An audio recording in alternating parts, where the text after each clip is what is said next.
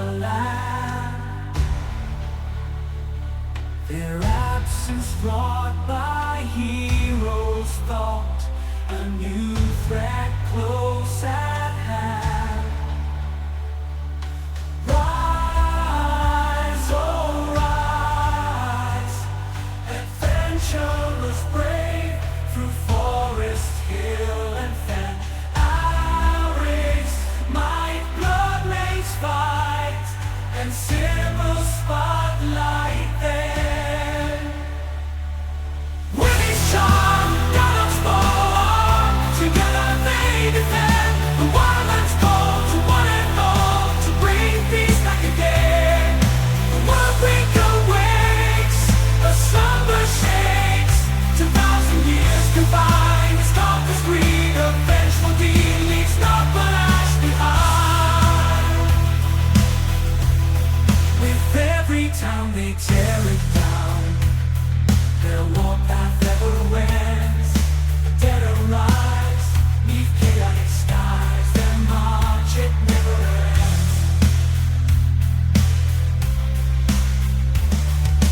Rise, oh rise, adventurers brave through forest, hill and fen.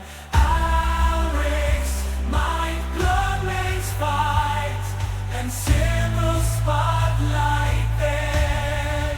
Wynni's charm, Gallop's bow, together they defend. The wildlands call to one and all to bring peace back again. From the archipelagos, chains the undead holds now free. A spectral tide they surge and glide across the southern sea. The wildlands weep its darkness creeps and all seems but a dream. But heroes' hearts will play their parts in light the darkest gleam. Rise, oh rise, adventurers brave through forest, hill and fen. Our race, might, blood lanes fight, and silver spotlight then. Wynni's charm, Gallop's bow, together they defend. The wildlands call to one and all to bring peace back again. So gather round, let trumpets sound, and banners be unfurled. For in this fight for what is right, must they world. With courage sown, the seeds of peace in wildlands shall remain. And tales be told of heroes bold who broke the world breakers' chain.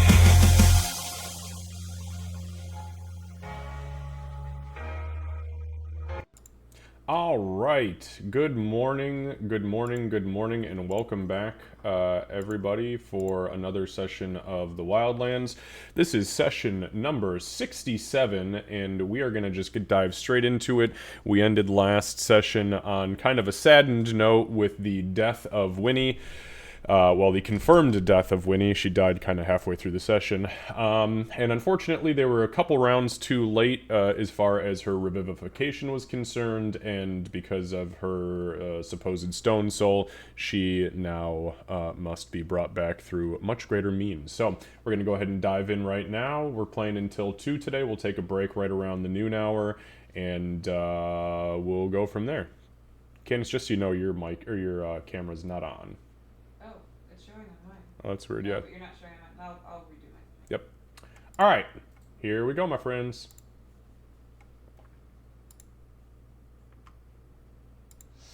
All right. There we go. Hello. Hi, how you doing? Yellow.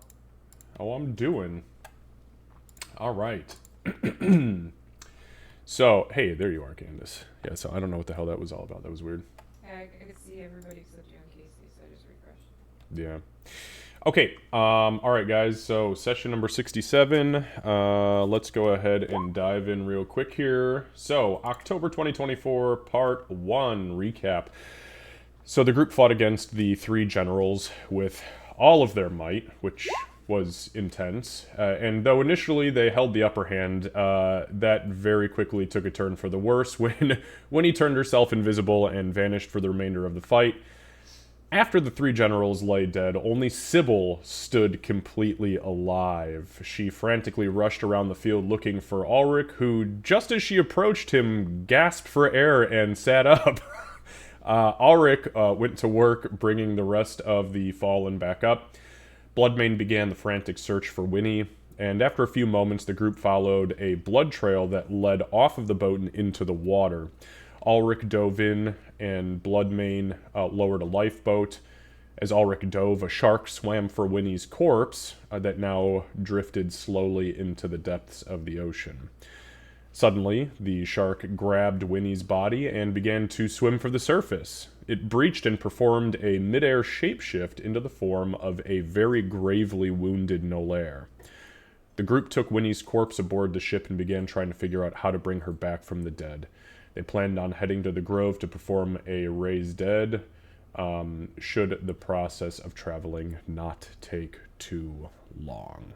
So, with that being said, we are going to be picking up today's session. It is going to be Wednesday, Ogtet the 5th still. It is at 3:45 p.m. Gartok, your potion is still active currently. It was a decent roll on the old chart. And this is milestone XP, and defeating not only the three generals, but the entirety of their undead armies was a milestone, and everybody has leveled up. So, that would put Wynni, Bloodmane, Sybil, and Gartok at level 16, and Ulrich, because of his risky fucking business about a year and a half ago, at level 17. So, everybody go ahead and just throw your hit die in chat, and remember, if you roll a 1, you take a 2. And then you can go through the leveling process. I am assuming we are going very quickly into a long rest. If that is incorrect, please stop me now. But for the sake of our sanity, you can begin your leveling up process. And to be honest, there's not really a whole lot of exciting things, except for Ulrich at this level, I believe. So that's that. Okay, I'll 8. be taking a feat for the record. I'll be taking skilled. Skilled? Okay, cool. Because I should have done that 4 levels ago. Probably the right answer. Yep.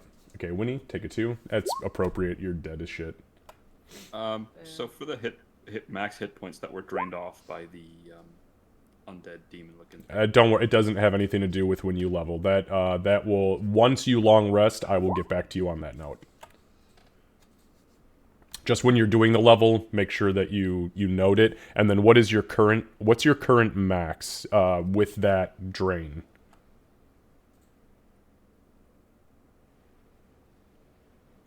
Sorry, 1 second. It is 86 with the drain.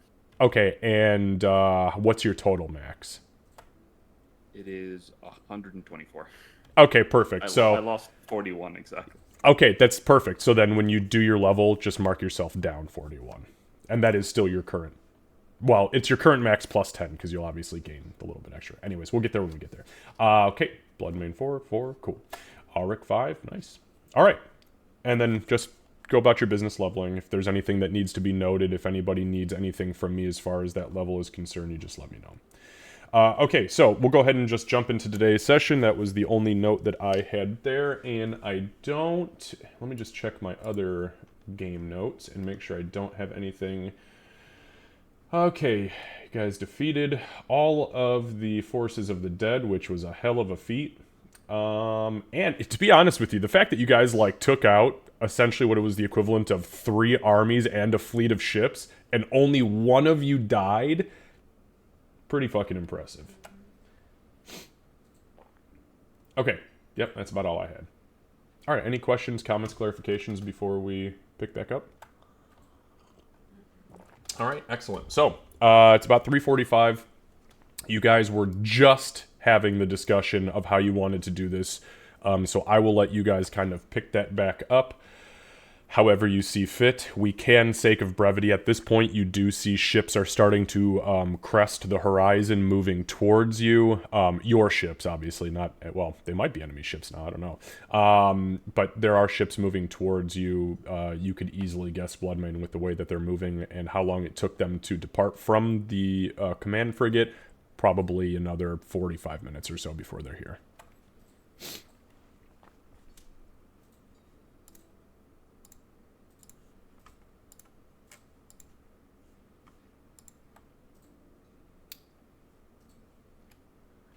Okay.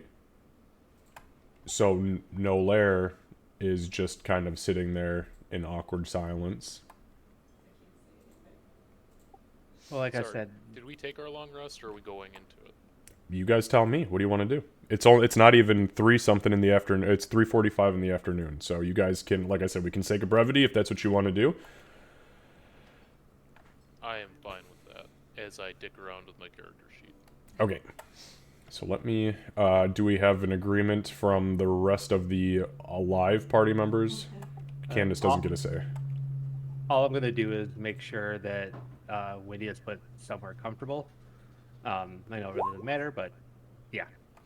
Okay, so then for the sake of brevity, then as you guys are moving towards, or as the flotilla, the main ship of the flotilla, the one that you guys were on initially, you are moved off of the command frigate and back to the flotilla's ship with, with Dwendar.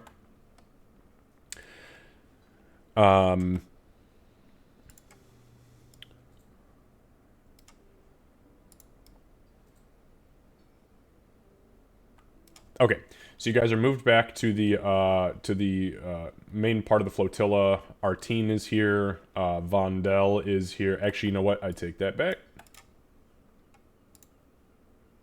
Vondel is not here yet. Nolaire is here. A couple of her guards dismount from the harpoon ships that were still surviving, fucking barely, and they aid her down here. Grim is also here.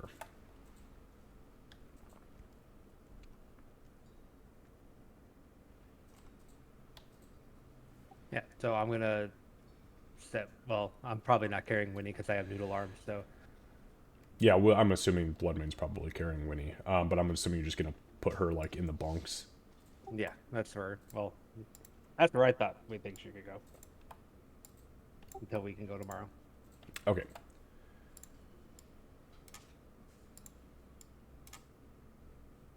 What's the plan then?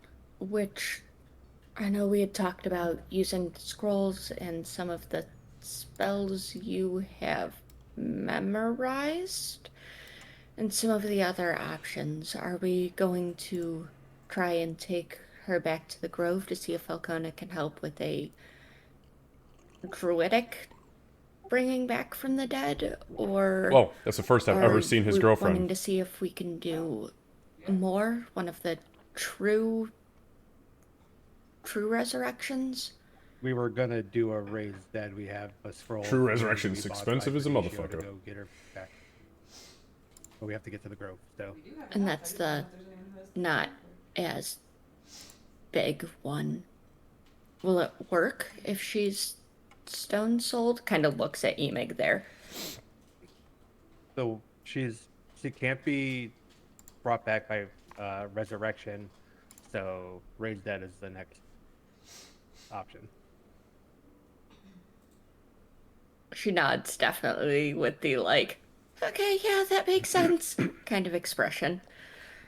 Okay, and you can't bring us to the Grove directly, but you can bring us to the gates, and then we go from the gates to the Grove, Yes. and we're waiting until tomorrow to do that rather than using the scroll. Well, we could only get to one of them. So I'd rather be able to rest here and then get to the gate and then immediately get to the Grove. I would prefer not to be out in the open any more than we already are. Okay, is there anything that we need to do here? The night is quite a ways off, and I don't know if you have any reserves left for healing. I certainly won't volunteer your magic, but is there things we should be doing, repairs that should be made? Kind of, she's looking between Ulrich and Emic at this point. I mean, I Bartok. still got healing left, so if people need patching up, let me know. I can help. Gartok also kind of speaks up and he goes, I think we should tell the leaders our plans. That'll, yeah. Don't just leave. No, we will. I mean, we're not just we got to sleep here either way, so there's no point not we're not rushing off in any hurry at the moment.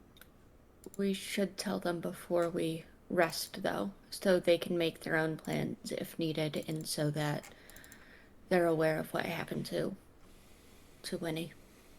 I agreed. They're kind of scattered at the moment. I don't know the best way to get them together and so we can talk to them. No. I told you they're all in No. this. This is an appropriate map. The only one who's not here is Vondel.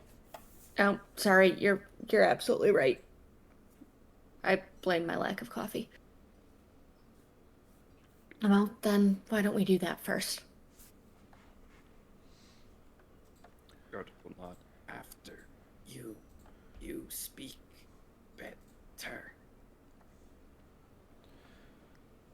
Mutters. Yeah, not normally to give the bad news. I'm gonna just start looking everyone over, see how everyone's looking. Yeah. So you are easily the most wounded. Gartok is horrifically wounded. It also appears that he has got some sort of necrotic emaciation that kind of stems from under his jaw down to his fingertips. Bloodmane's it's fucking hard with a dude who's got almost 200 hit points to try to convince you that he's wounded. But yeah, he's been beat up a little bit, but he looks okay. You guys all have taken damage. Even Sybil is still a little hurt. You know who looks great, though? Nolaire. Well, yeah, I fixed that one already. Yeah, you did. She's fine now. Bloodbane still looks beat up after you sink a whatever level super heal into him. Yeah. Damn, hit point black hole over there. Okay. Yeah. Yeah, he's a little Fucking chunky. barbarians, man. They chunky. Well, I don't particularly want to stay standing on the whatever this is called. Yes, thank you. I'm in the back of the boat. Y'all move. All right. Oh wait, I can fly. Never mind. I will go up and over Emig if I need to. So you guys walk in to Grim, Artine, and Dwendar. Delete those off your screen at your leisure. This is just so people in stream know who is talking. Going for, well, frankly, all of them, but Dwendar and Grim for sure. So Dwendar has got essentially the equivalent of a tourniquet around his left arm at the elbow, and you can see that he has a pretty clear-cut fucking hole, straight through the palm of his left hand that's been pretty bandaged up. But I mean, it's they tied the gauze on the inside, and then they gave him a tourniquet above the elbow. Artine looks fine. Grim, he has got a lot of black soot on his face, much more than normal, and this whole under part of the ship is just stinking like fucking black powder. And he looks he looks like fucking Grim, but a worse version of Grim, if that was even possible. So you approach Dwendar. Dwendar you hear him actually make like the old man groan when he stands up, and he goes to put his right arm out to you as he's kind of looking you up and down. I will take it. He smiles and he says, "You look much better than I'd anticipated." You get a little boo-boo there? You get a scratch? What'd you do? You fall on your own sword? Fell on a fucking ballista bolt.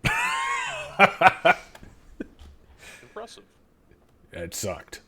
But I wasn't out of the fight yet. Well, I suppose congratulations are in orders for the lot of you. Not only was your tactical command pretty damn impressive, but I've received reports from the surviving sailors on the command frigate that you put up one hell of a fucking fight on that thing with the generals, so congratulations. We got lucky. Yeah. I've also heard whispers that one of your own has departed this world. And that is a problem. It's not her time yet. Yeah, it's temporary. Understood. What do we need to do to get her back? She's a stone soul, so resurrection isn't going to be the key here. Artine kind of looks up at Bloodmane and then over to Ulrich real slow, and she just kind of tilts her head like she's waiting for the fucking question. We've got a raised dead scroll back at the grove that we're going to use on her, so we'll be taking to there in the morning. Wow. That's the first time I think you've ever not come to me for something like this. We've taxed you enough. Well, unfortunately, I couldn't do it anyways. I was busy keeping my own alive for the last couple of hours. Artine have you seen or heard from Vondel? He's alright. He's aboard his ship, and he's tending to damages. His companies took great losses, and he's weeping for them. Understood. However, as we promised you, those ships that survived will join you when it's time to take the World Breaker. We've nothing else to lose at this point except all of existence. So the rest of our forces are yours. Thank you, Artine. Now, it may take a little while for us to patch things up, but we'll do what we can. Our plan is to leave in the morning, to spend the next few hours recovering and helping wherever we are able. We still have some resources we can spare. I expect we'll be gone for at least a couple of days. At minimum, it will take significant resources to be able to travel there, and then, of course, to bring her back, and then to return. That's, of course, assuming that nothing else pulls us away first. You'll have your time to recover. And then we'll figure out how to kill the big bastard. I believe I've also spoken with Grim that the dwarves, at least for the time being, are going to return to our homes for repairs, to recollect supplies, gather more forces, prepare for what we assume is going to be inevitable. Grim kind of nods. Oh, I think you're right about that. I've got almost no black powder left, but boy do those cannons just rock. It was impressive watching the sky ships do their work. It's a fucking modern marvel. And he kind of like does a farmer snot rocket onto the ground, holds one nose, and just this big, gooey, blackened loogie just kind of spits out of his nose and onto the ground. And he kind of puts his boot over it and kind of just like wipes it up with the tip of his boot. Grim and the living quarters, come on. Oh. Shit, sorry about that. And he pulls out this absolutely soot-stained fucking rag, and he starts to like do little circles with it. It's just grinding it into the wood at this point. I'll get. Sorry, I meant no disrespect. I'll get someone to clean that up. You're lucky we like you, eh, Dwendar? Dwendar kind of smiles. If it wasn't for these bastards, I don't know if we would have survived that thing. Yeah, I think Gartek would kind of put his hand out to Grim. Because he's never seen him actually in combat or anything like that. So he'll just kind of... You shoot well. Right?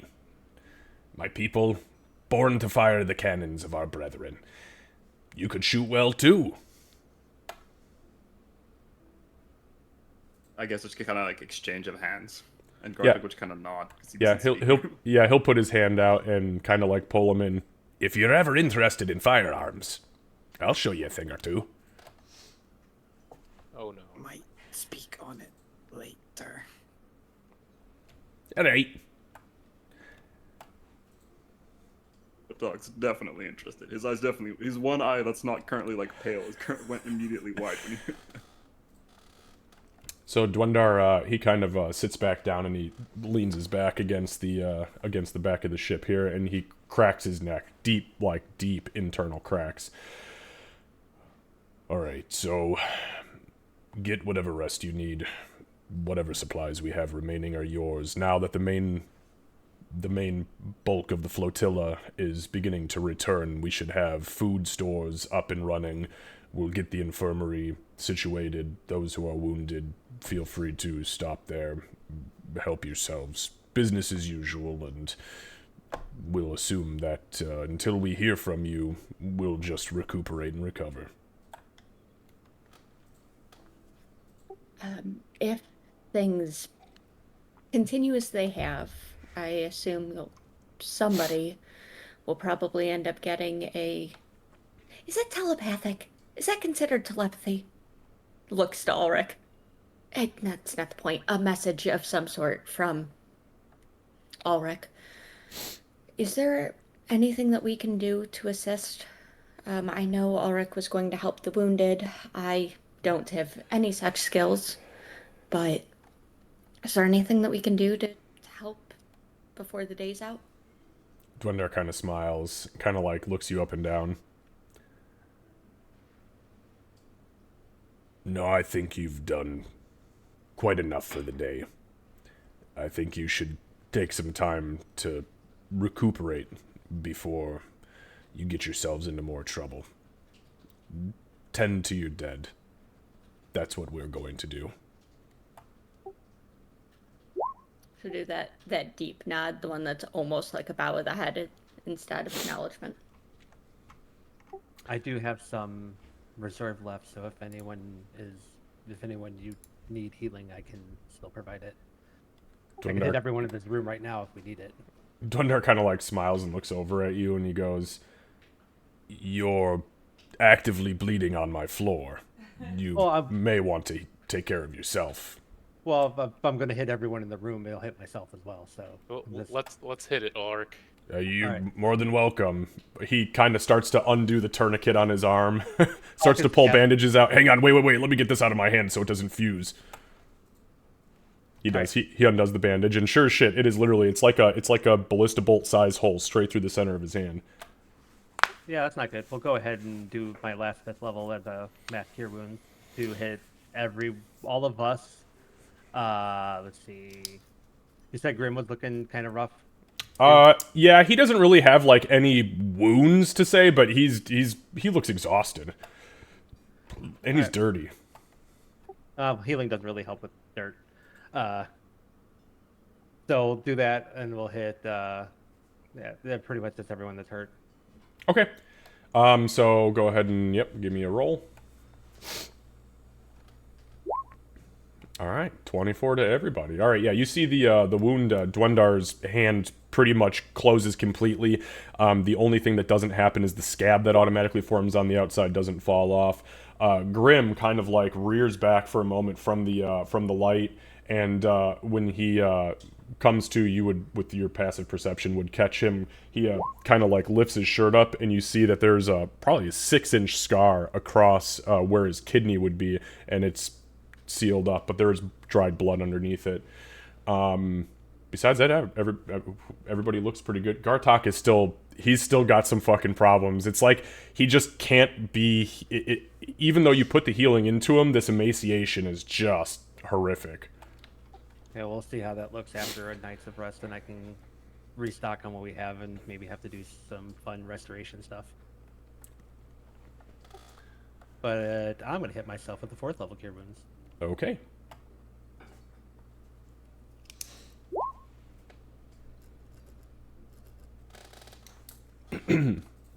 All right, so you guys,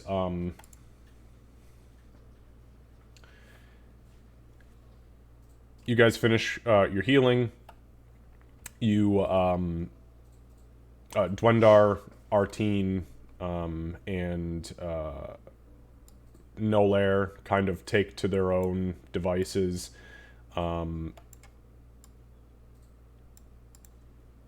Just move these guys around here a little bit.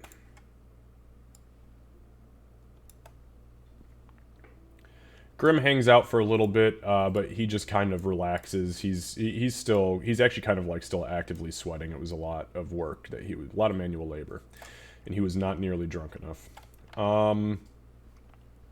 So you guys go throughout the remainder of the day. Is there anything else anybody is intending on doing?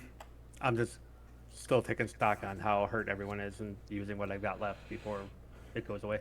Sure. Yeah, and for the sake of brevity, I mean, you could burn, because I see you've got a you've got what? Yeah, fourth, a couple second, and a couple a bunch of first. You could easily just burn through those and heal yourself or Bloodmane back to full. But Gartok, no matter how much healing you put into him, he does not look any better. Okay. For the most part. I'll do all that for now to blow everything. Okay. And then, yeah, you manage to, even with that being spread around, even if we're looking at rolling averages here, you would still be able to go out and lay hands on a few of the sailors and crew, heal them back up, we'll say easily a half a dozen or so. And they're very thankful for it. Okay, so you guys bed down for a long rest then, is that correct? You are provided food. It's not even just rations either, by the way. So the bulk of the flotilla had fled. It was only the combat ships. So when the ships that provide food and medical supplies, housing, when they finally show back up and they get the net system set back up around you, the women and children and those men who were left behind to as protection and as rowers and whatnot, they all come straight to the ships and begin providing just like they had before. And the raging waves are no they're no amateurs when it comes to providing on the sea, and boy do they fucking provide. I mean, it is like essentially a feast, of like a celebration style feast. So you guys are able to eat, drink. Right around the 6 o'clock hour, Gartok, you are going back through this wild intellect over and over and over, and just running through the tactics in the battle, and you're thinking, and that is just the fucking best thing ever. And you're like going to town on this food. These sausages, sea sausages, are great. And all of a sudden, you stop. You go slackjaw, and everything goes cloudy again. His one eye that was straight now goes back to being. All right, so you guys bed down for a long rest, except for those of you who don't need to sleep. Those that don't need to sleep, do you want to remove a thing of coffee from the bag? One of our charges.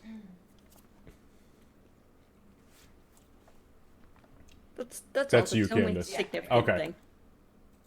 All right, so as you guys bed down for rest, Bloodmane, I'm assuming that you go into book mode. Okay, so you guys bed down for rest. It's not an easy night rest. Like, what you just went through was fucking tough.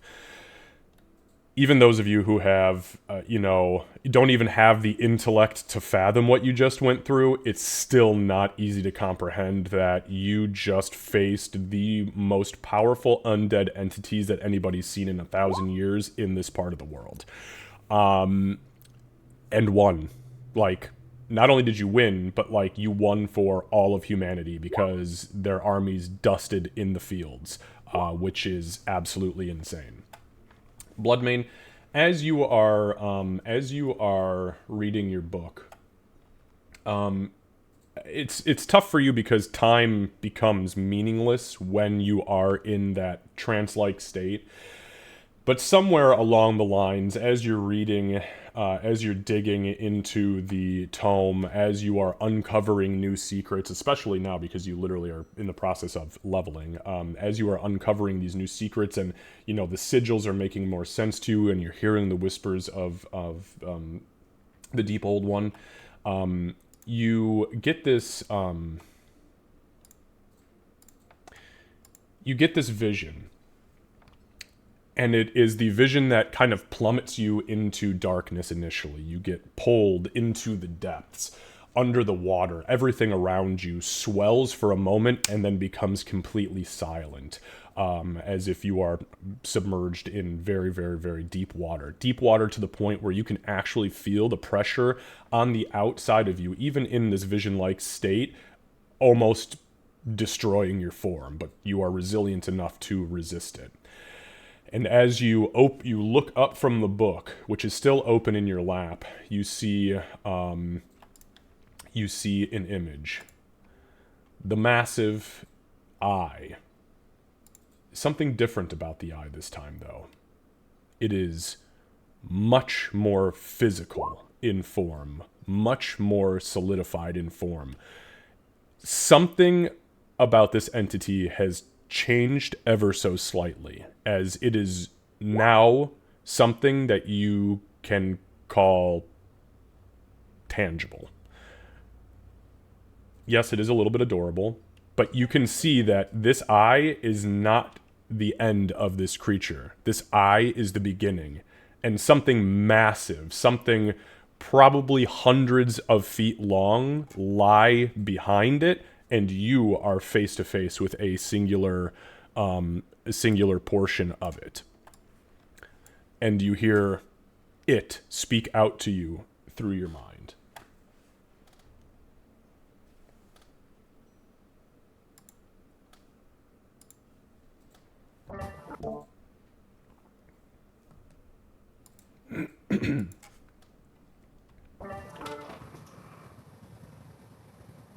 It is time, Emig. Your power swells like the rising tide, yet I remain starved for attention. Centuries ago, the sea was robbed of its siren, taken by man, and manipulated into the bardic colleges. But I now understand why they've done it. They were perfecting it. I've heard the song of the siren through you once more. Its power is so much more than what it was in the days of old, Emig. In caverns deep, where shadows creep, a heart lies shattered, lost in endless sleep. But fear not, dear soul, for hope's light gleams, a spark within, brighter than moonbeams. It only takes a spark to mend what's torn, to heal the scar. In the darkest of dark, where shadows mar, love's ember burns, lighting hearts afar. Yes, she's right, Emig. It only took a spark to mend my torn heart, and my heart has been reignited from afar. And now that I've heard her again, I yearn for my siren once more. I call upon the binding of our pact, Emig. You will return the siren to the sea. You will return her back to me once more. You have until the new moon. Don't disappoint me.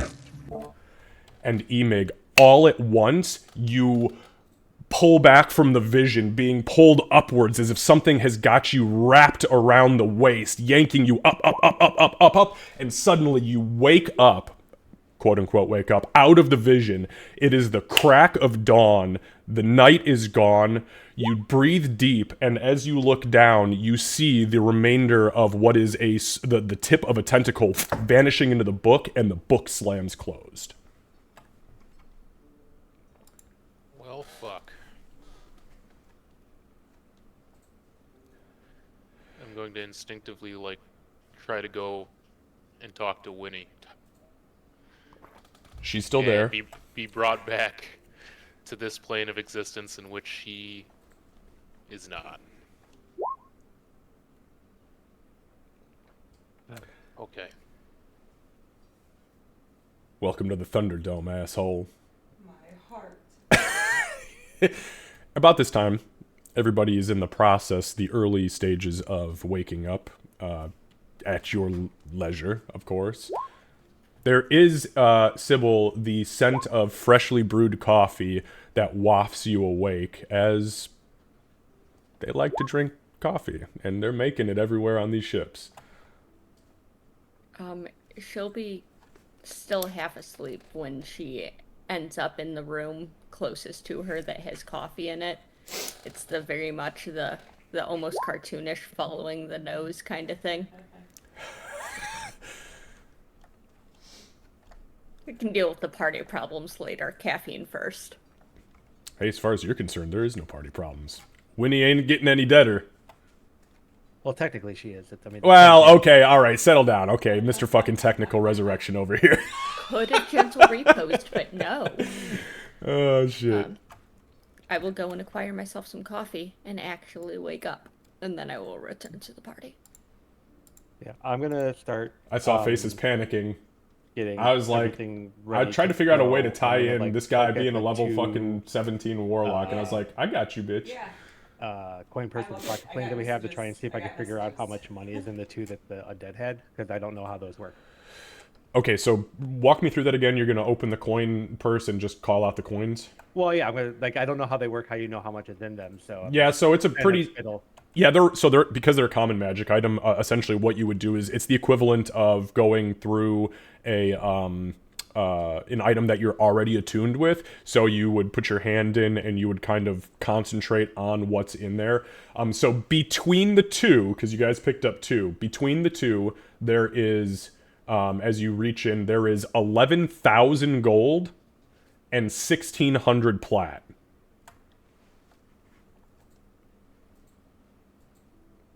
So I think that works out to like 27,000 gold equivalent. 11k gold and 1,600 plat, right? Yep. Okay, I just wanted to put it in my notes real quick. Yes, and thank you for that. All right, and then I'll start kind of fiddling with the staff until everyone's ready to go. Just okay.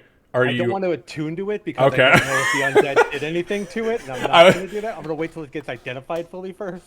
Gotcha. Okay, good. Because I was like, wait a minute, what are we doing here? Okay, yeah. So you start to fuck with the staff. Based on how you had well, actually, I'll tell you what. Go ahead and give me another Arcana check. Do it with advantage because now you know what it is.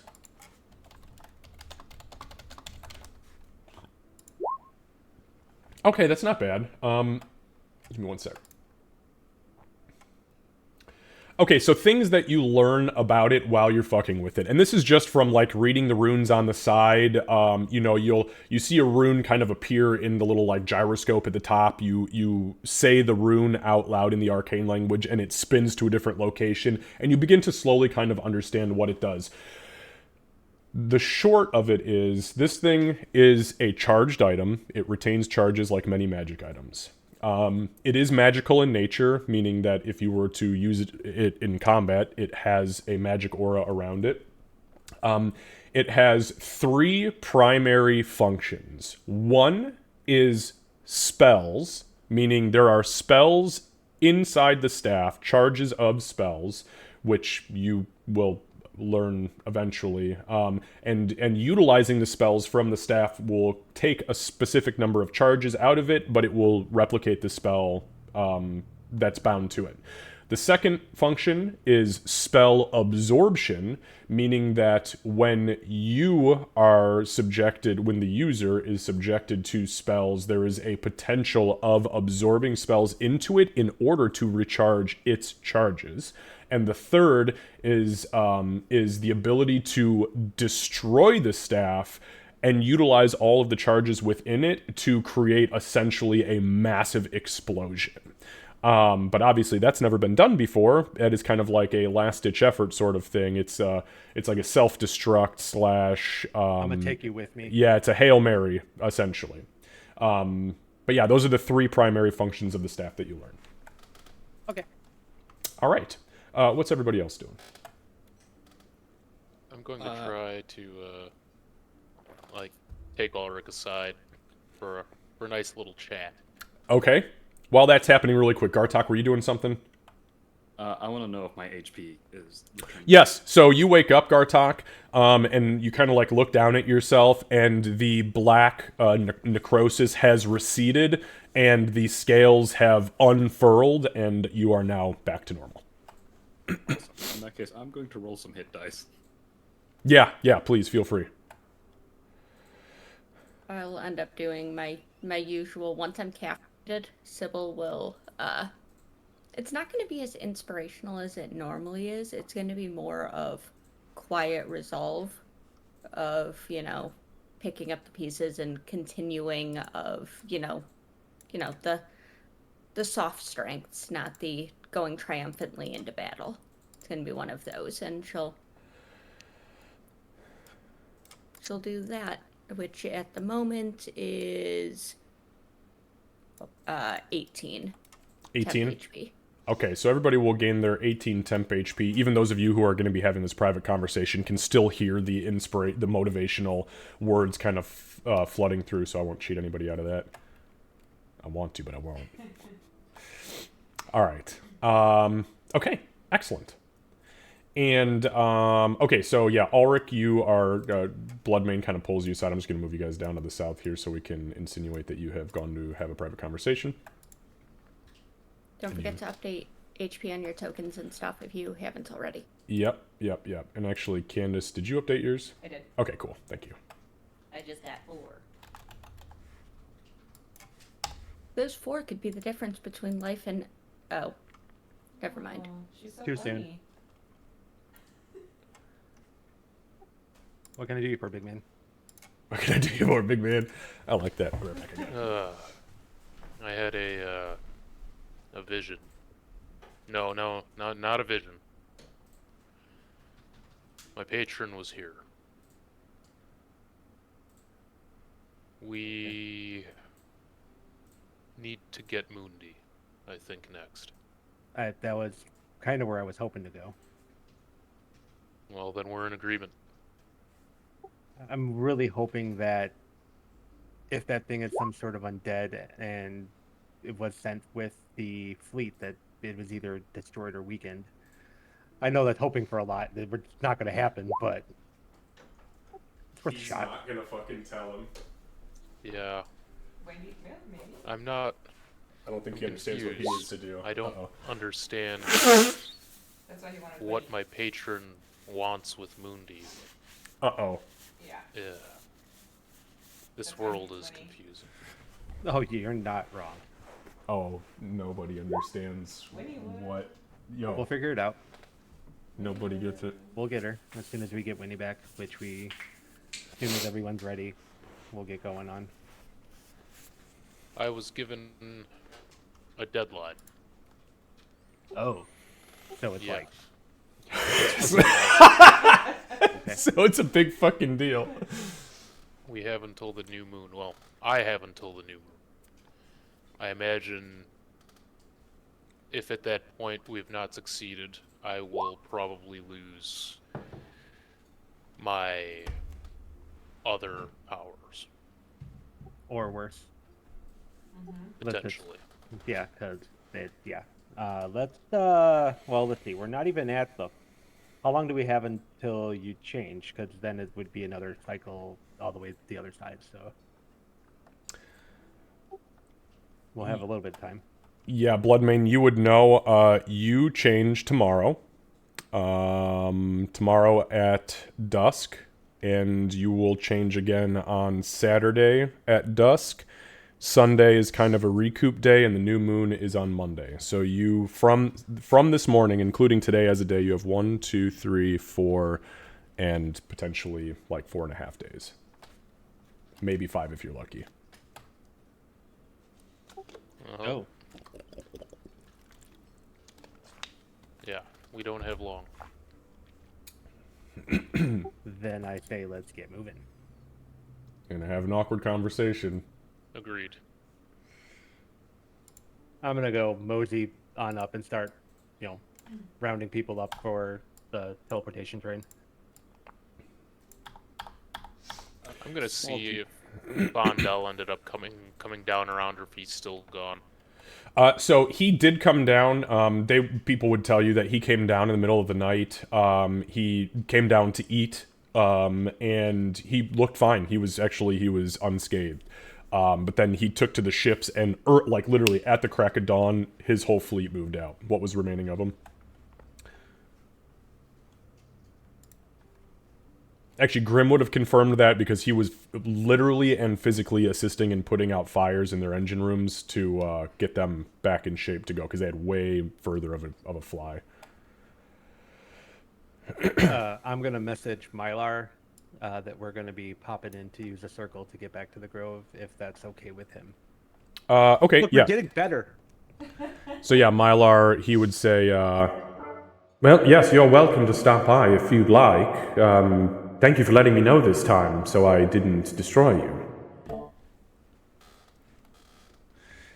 Alright, so... Small detail for me. I'd like to think that as Gartok wakes up, and he looks much better than before, his eye that's normally very tilted, or eyes that are normally very separate, are just slightly more straightforward than usual. AKA my intelligence increased by 2 because I had an improvability score. All right. So what are you at 10 now? I'm at me 11. Oh fuck! Yeah, you're smarter than the average farmer. No offense to farmers. He can count, maybe. Hey, let's not get fucking ahead of ourselves here, okay?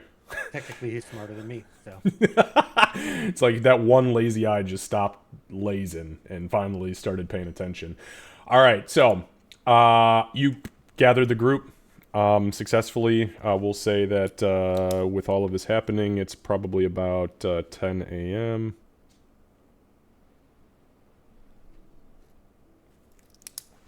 And you perform your teleportation? Yep. Okay, now do you need material components for that? Nope. No? Okay. And this was not the scroll, right? This was just out of memory? Yeah, it's out of memory, and I'll use the scroll at the gate to bring us to... Well, maybe. Well, I don't want to know if I want to get fancy yet or not, but... Alright. So, you guys... so you begin the incantation.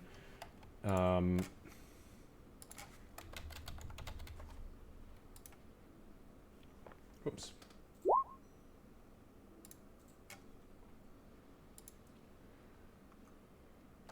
And you don't... Now, you have a familiarity, and you know the circle, so it's automatically a 100%. So, okay. You mutter the incantation. Let's see, I got nothing other than my intelligence increase, no new spells or anything. Got it. Okay, understood. Thanks, Lucy. You finish the incantation. As the incantation happens, there is a flash of hot blue light, and you guys all vanish momentarily with a burst of air kind of catching your hair and scales respectively. I have to say that because 2 out of the 5 of you have fucking scales.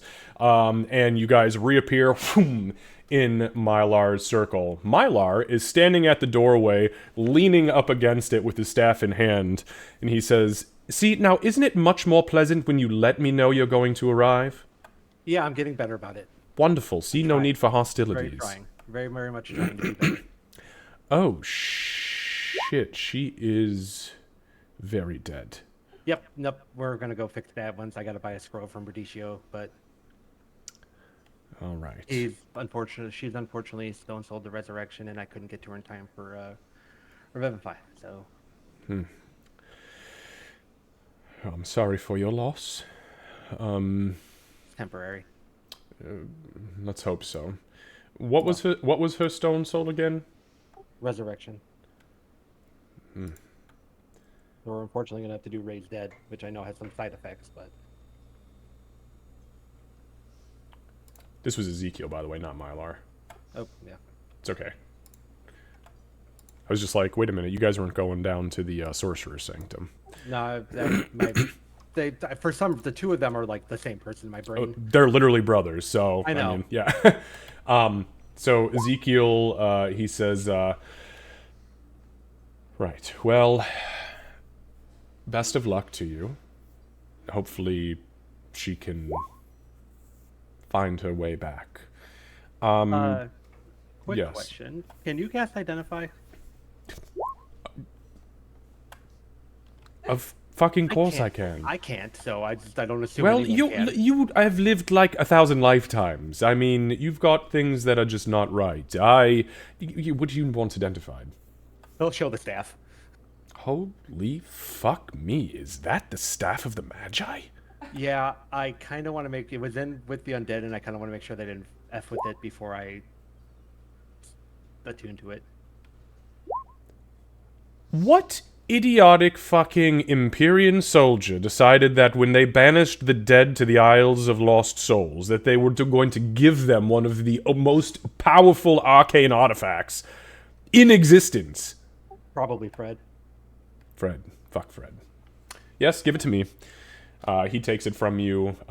He holds his hands to his face, and as he whispers an incantation, he kind of touches the staff. You guys see it flashes bright, prismatic. I mean, literally, this rainbow, this myriad of colors just burst off of it, and he even holds it back as he goes, oh my goodness. No, nothing silly with it. He says, it's quite normal. He hands it back to you.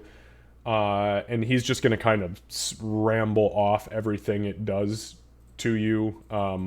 He tells you about the spell absorption, the detonation that it can do, and then the spells. He will say this out loud, just for the sake of it. You can look at all the specifics, but he says, you can perform... the incantations that are trapped within this thing are Conjure Elemental, Dispel Magic, Fireball, Flaming Sphere, Ice Storm, Invisibility, Knock, Lightning Bolt, Pass Wall, Plane Shift, Telekinesis, Wall of Fire, and Web. And those are the ones that require charges. Each day it looks like you can perform an Arcane Lock, Detect Magic, Enlarge, Reduce, Light, Mage Hand, and Protection from Good and Evil as you see fit. Well, okay then. It's going to take a while to attune to, but yeah, it's all yours. Oh, also, it appears to have 42 charges in it. Okie dokie. Nice find, by the way. If you're ever looking to part with it, I'd be willing to make a trade of... Fuck, I'll give you my tower. Maybe after the Worldbreaker. Maybe after the Worldbreaker. Speaking of the Worldbreaker, we received notification at the crack of dawn that Orcus's Chosen has fallen. And we're looking at maybe a week or so out before it arrives here. We're going to finish our evacuations, and we are going to mask as best as we can in hopes to avoid the full destructive force of this entity. All right. Well, we have to get back to the grove, and then we will probably pop back in. So, Good luck. All right. So you are then. Let me back up here. So you guys are going to. You're going to just teleport back to the heart of the grove. yeah. All right. Trying to figure out how I want to do it.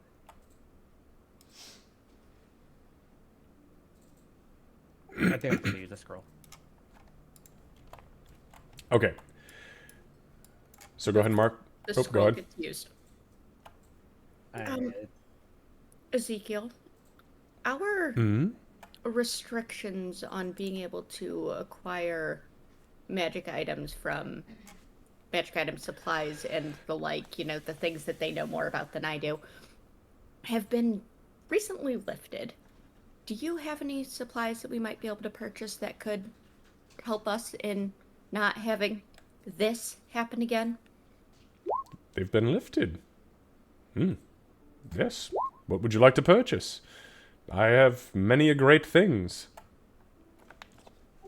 She's Maybe gonna after we turn get and look Wynni at them. After we get Wynni back, this is not the time to start shopping. Are you going to be able to make it back here without much difficulty? Yes. Okay. Well, I suppose it's just something to keep in mind then for hopefully soon. I have no idea how long these things take.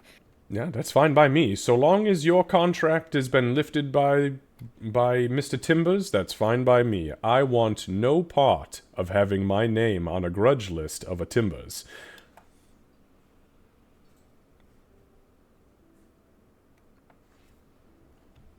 Very well then. Good luck, my friends. And have fun with your new toy, Ulrich. As you are finishing the last of the syllables on the scroll, he kind of winks at you. There's a flash of energy, and the scroll evaporates in your hand, sending you guys through the ether across the planes of existence. Now, because you are going from point A to point B, from gate to circle, or circle to gate, I should say, there is no chance that it could fail. So you guys appear stepping literally out of the gate at the heart of the grove. And you very quickly are capable of making your way back to the center. So... Girl waves goodbye before they leave.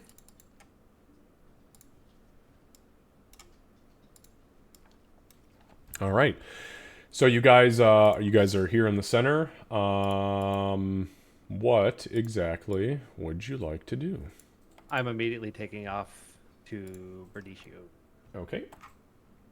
So I'll you let Falcona know that we're here and what the plan is. I'll Okay. carry Wynni into the quarters. okay? Understood. All right. Also, So here, go ahead. also while you're letting Falcona know and I'm talking to Berdisio, see if there's also a chance that can use this, like something to do reincarnate as well, just in case this doesn't work. We have to have a backup plan.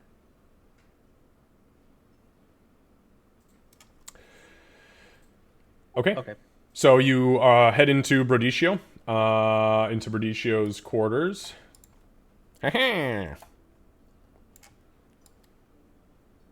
So you, as you enter, Brodiccio is kind of sitting cross-legged, and Beleta is in his lap. I'm gonna need a visual on that. There it is. Oh, it's so ridiculous.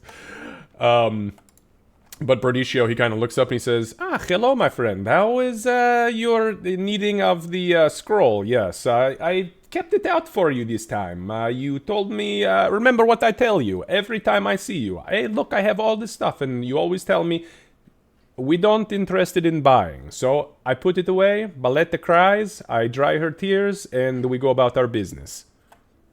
I understand. We weren't expecting to lose someone and have to go to that scroll. So You should I always always expect to lose somebody, especially when you have a stone soul on your side. They die Alright. really easy, by the way, you know? Oh, I know I die a lot. So, well, died a lot. Haven't done that in a while. Ah, are you a stone soul as well? Not yet. Not yet. See, there's the kind of positivity I like to hear. There's always time to stone soul, my friend, and if you die enough, it's bound to happen eventually. Alright, I digress. So, you need a resurrection. No, not resurrection. She's stone soul to that. You need erased dead. Yes. Okay. Here we go. Is there anything else I can put in here? What do you mean? Do you need anything else? At this point in time, I I'm just worried about getting her back. So once Okay. we get her back and Yep, no problem, no problem. Okay, let me do the math because of course you get your discount.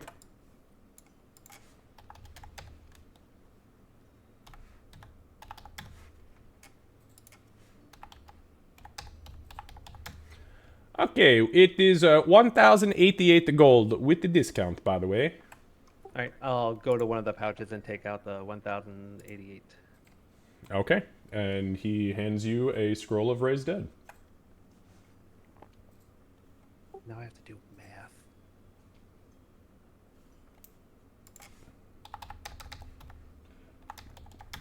$9,912 gold. I had I was like, a calculator pulled up. cool. Well, with the total, I do a lot of math too, man. Trust me. If that was coming out of the 11,000 you guys had, yeah. So 9,000 what? 9,912. All right. I tried to add it to like the gold, and that's so I could subtract it easily, and then like suddenly became heavily encumbered as I'm carrying thousands and thousands of gold. I was like, oh, that's not gonna work. Never mind. Oh, I fucked up.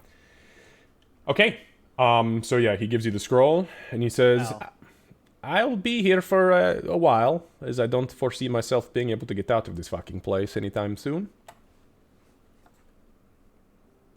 All right, and he's gonna immediately go off and get this done.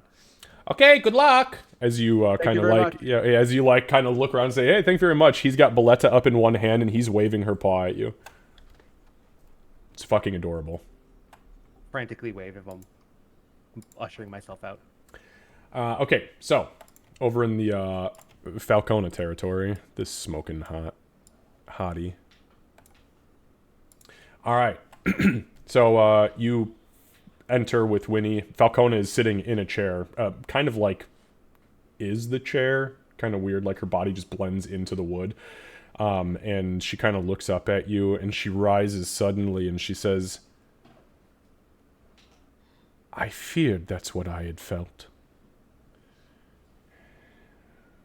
Shit. Do we need to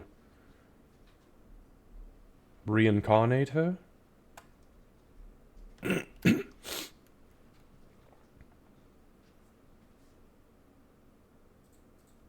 She looks around. I suppose I'm talking to my fucking self. Is She's addressing Bloodmane and Sybil. What the fuck? That's what I Hold was... on, kids are screaming. What is the issue? all right. What the fuck? So now we plot? Exactly. Yes. Plot 1, chaos. Plot 2, Plot don't 3. die.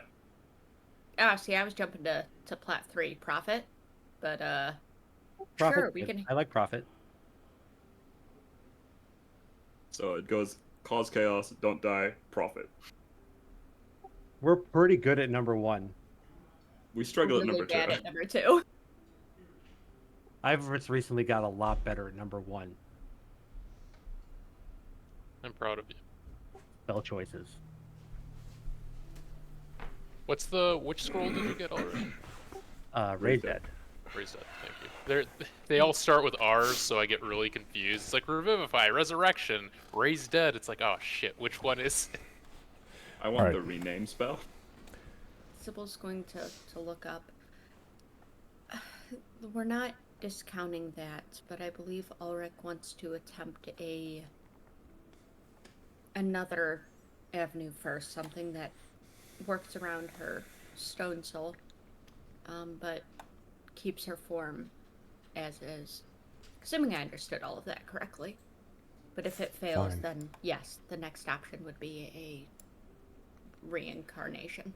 So she kind of steps around to you, Bloodmane, and she puts her arms out, kind of both of them outstretched to you, kind of like expectingly, and you see this web of vines begin to grow out of her arm and create and kind of like connect arm to arm like a small bridge. They kind of solidify and become woody. Small leaves and moss begin to kind of grow out of them.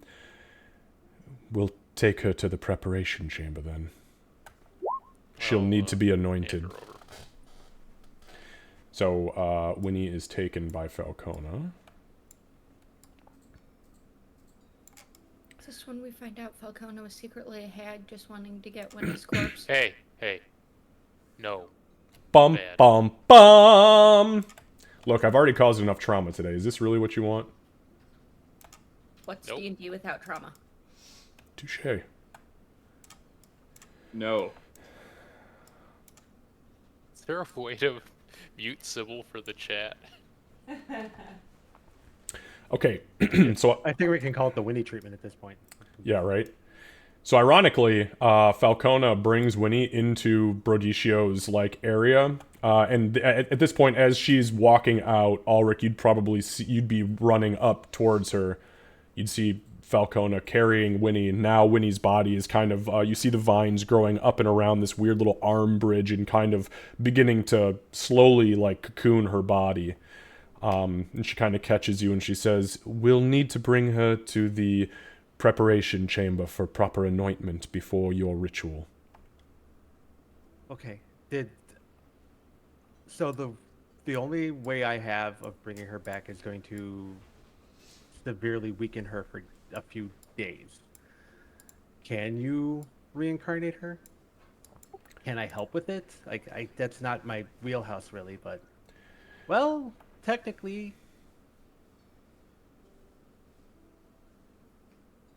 I can attempt to reincarnate her, but your friend Sybil just told me that that was not the first choice. You should not trust me when it comes to magic. Falcona kind of like glances at you. I'm doing my best, but the intricacies of the spell work is not my expertise. I don't. What circle is reincarnate? I don't know. Reincarnate is of the 5th circle of magic.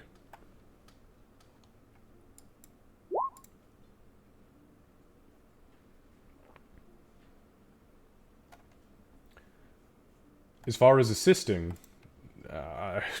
unless you know the incantation, then no. But again, I can perform a reincarnation if you'd like. I just cannot guarantee that the form you see before you is the form that she will take once my ritual is complete. Alright. I need a consensus, because if Ray's dead, will leave her severely weakened for 4 days.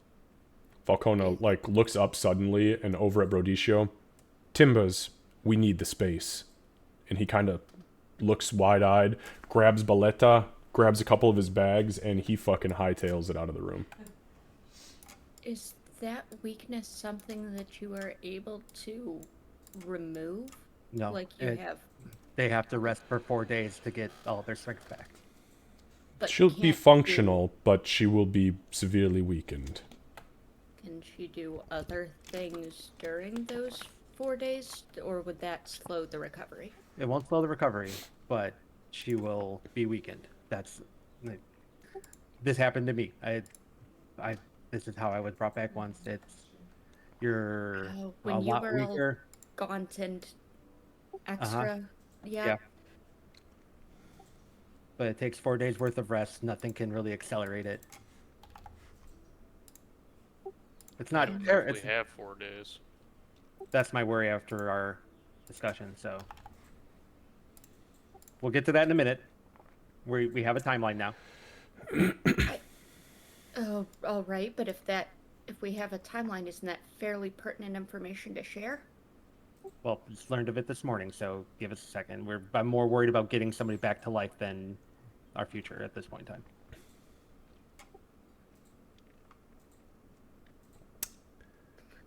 Sybil very much looks like she wants to say a thing, but bites her tongue, nods. What are the risks of her form changing? Is it something that can be restored the way yours was? I mean, mine was basically divine intervention, so... And you are a chosen of the gods. I don't know if you can ask for that divine intervention for her. I didn't even ask for it. It just happened. Like, my god decided it was not right. I spent a good amount of time as a dwarf.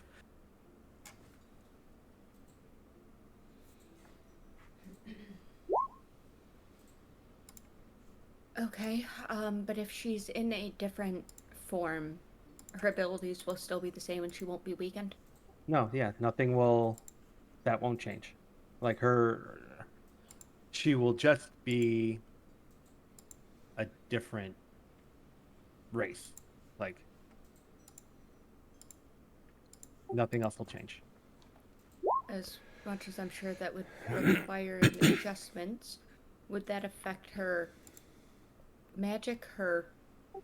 abilities? Are there things that I can feel the air because of who and what I am? I can call it to lift slightly. Is she going to Yes. suffer a loss like that? Yes. Yes, she will. And she will take on the capabilities of whatever new form she takes on. There is a possibility that her body reforms as is, but it is not guaranteed. What I can tell you, from myself to you all, is that her being an Archdruid means that she understands the cycle of life, death, and reincarnation. It is ingrained in an Archdruid's very psyche. They understand that all things that pass from this world will at some point be returned to it, sometimes in a new form. Will she be pleased with a new form? That I cannot say. Will she understand it? That I can guarantee.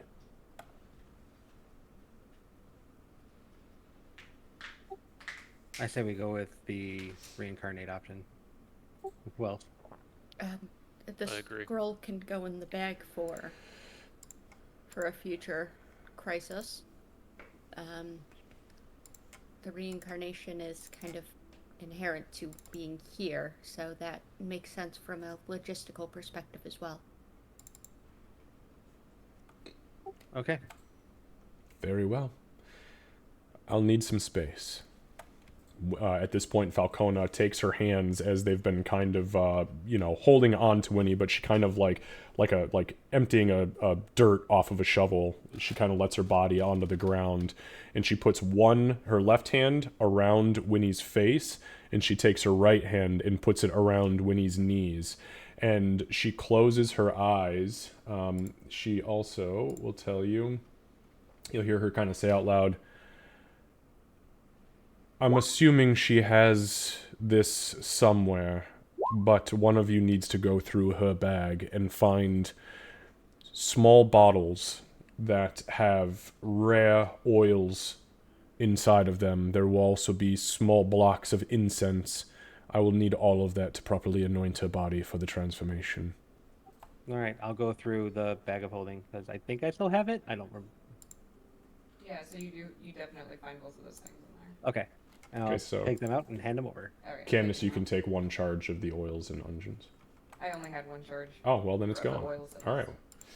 Okay, so yeah, that's the one that was 1,000 gold. Yeah. Okay, cool. Got it. All right, give me just 1 sec. Yeah, there's still 4 more charges of incense, but we only had the one charge of the oils.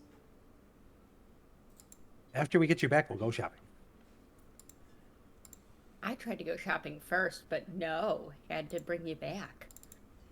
We can bring somebody else back today too. Yeah, so watch your fucking mouth. No, I'm just kidding. You see Ulrich just picking his teeth with a dagger? Pick my teeth with a staff. Yeah, oh god, yeah, with that staff. Listen, I will nuke this whole fucking grove. Don't think I won't. All right. I'm gonna head out and go literally anywhere else. Oh shit, okay. I Break don't... the staff over my knee. Might have to in the end game of this fight. The nuclear option.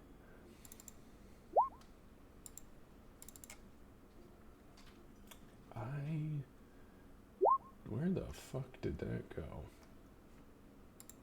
Outbreak the world breaker. All right. So,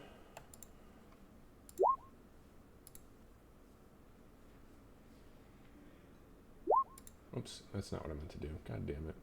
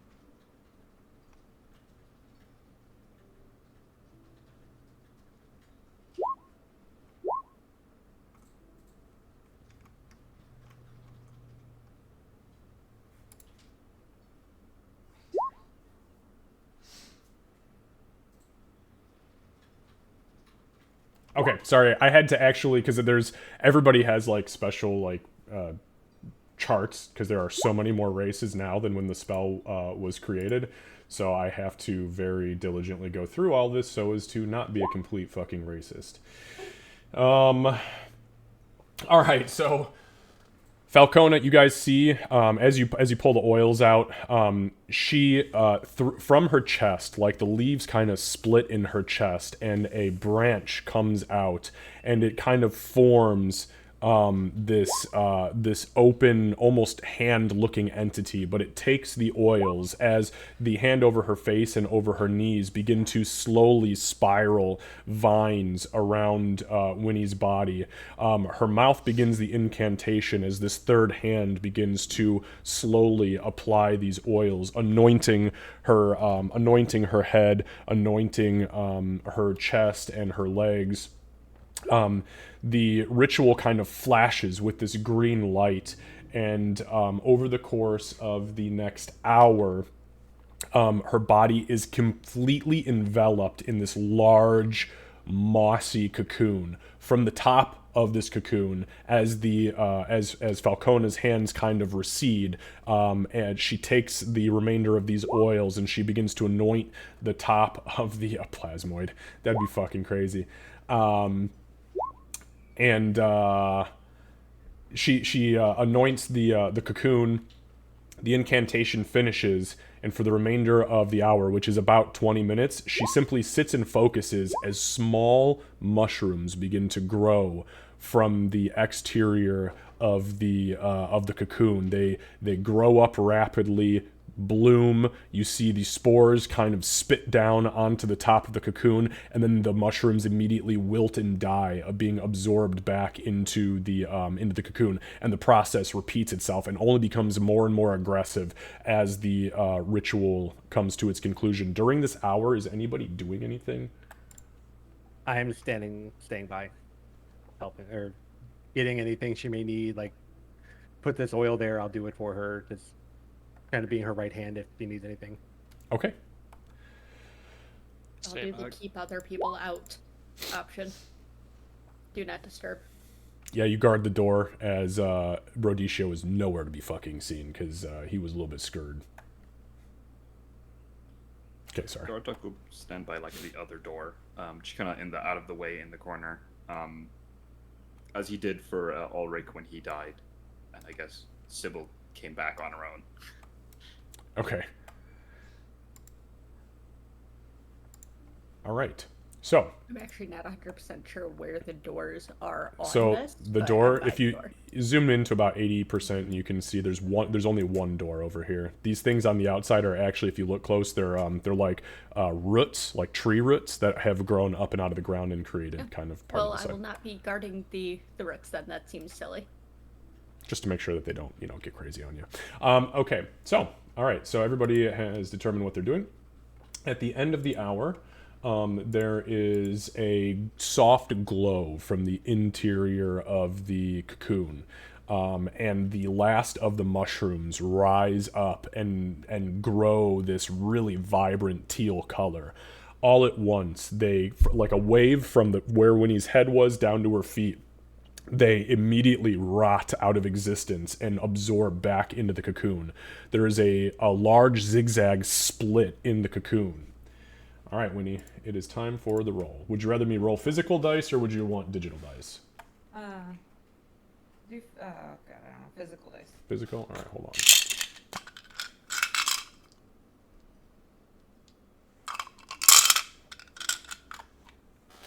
I hate this part so much, guys. All right, so, okay. Yeah, this is your fifth death, and you have Stone Soul on Resurrection. So your failure chance is 20%. You call high or low? Low. Low. So what we will understand is that a 1 to 20 is a failure, and a 21 and higher is a success. Okay. That didn't tell me anything. Because I have to notate successes and failures. He even rolled it on the other side of his keyboard, so I can't fucking see it. So,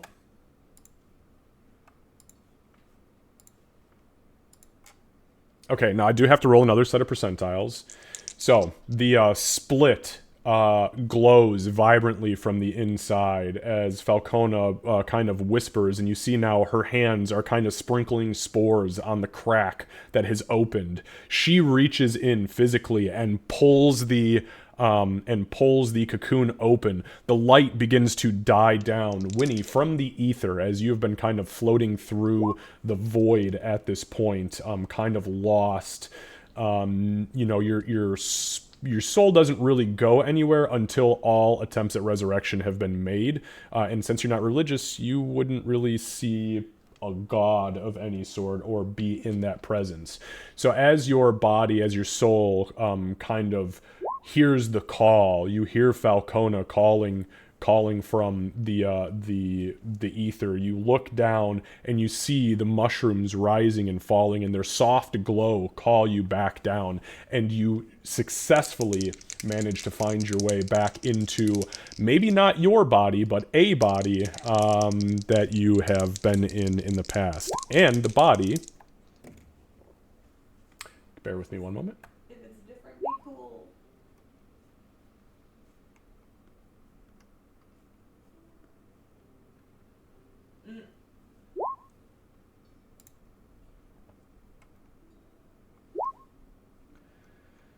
I have to roll for subrace.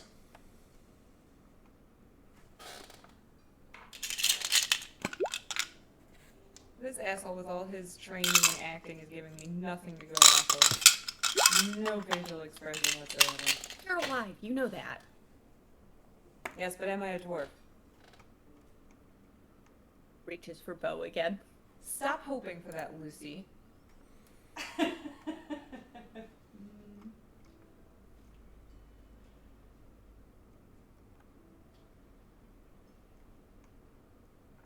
Did you have a DM inspiration? I did. Okay. If you would like to burn that DM inspiration, I will allow you. I will not tell you what I have rolled, but I will give you the option if you would like to re-roll. Will you tell me if I would be happy with what you rolled? I don't know. I'm not you, so I don't know what you would actually like. I would have no fucking way. What I'm telling you is that So I had to roll percentiles because there are so many races now. What I can tell you is that here's what I will tell you. I rolled an 11, and I moved from top to bottom from the races that were created to the races that are like now. So the early races to the top races. So I rolled an 11. There are 57 races, by the way, so I would have had to roll high. options, Yeah, so I okay. rolled an 11, and then I rolled a 1 for the sub race, and there are 4 sub race variants.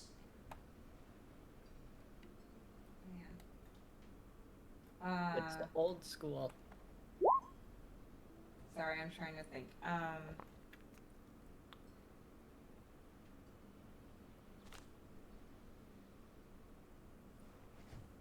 The fact that it has a sub race has me a little bit nervous, but I don't know the races well enough to know if that's a. Because I know she wouldn't want to be small, but she would want to be alive. So, all right, I don't want to waste too much time. Let's It's okay. I mean, it's a big deal. It could be something is you a carry big with you deal. forever. So if I, so how about I do this? If you pick that you are going to re-roll, I will let you either re-roll the main race or the sub race, and if you re-roll the sub race, I will at least tell you what the 2 rolls were. But it's your choice. yeah, let's re-roll Which would you like to re-roll, the main race, or would you like to re-roll the sub race? the main race. The main race, okay. Racist. I don't even know what it was. Exactly.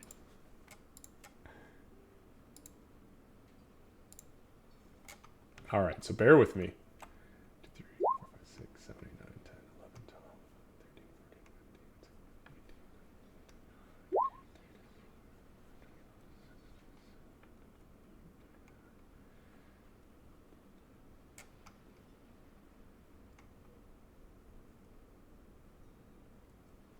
I can't believe there are 57 fucking races. That's insane.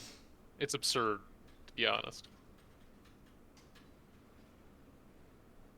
So there are actually more than that. There's like 80 or 100 now with all the weird shit. Like I was actually just scrolled past one. It's like a fucking animated puppet person, and I was like, dude, I am so done with this stupid fucking bullshit.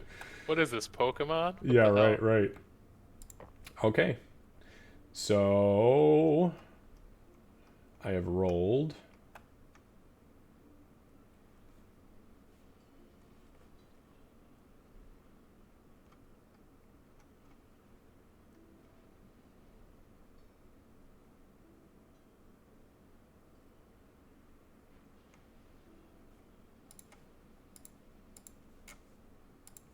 All right, and the dice have spoken. I rolled a 55, so almost all the way towards the tail end. This is a legacy race. So the initial one, by the way, was an air genasi. Oh.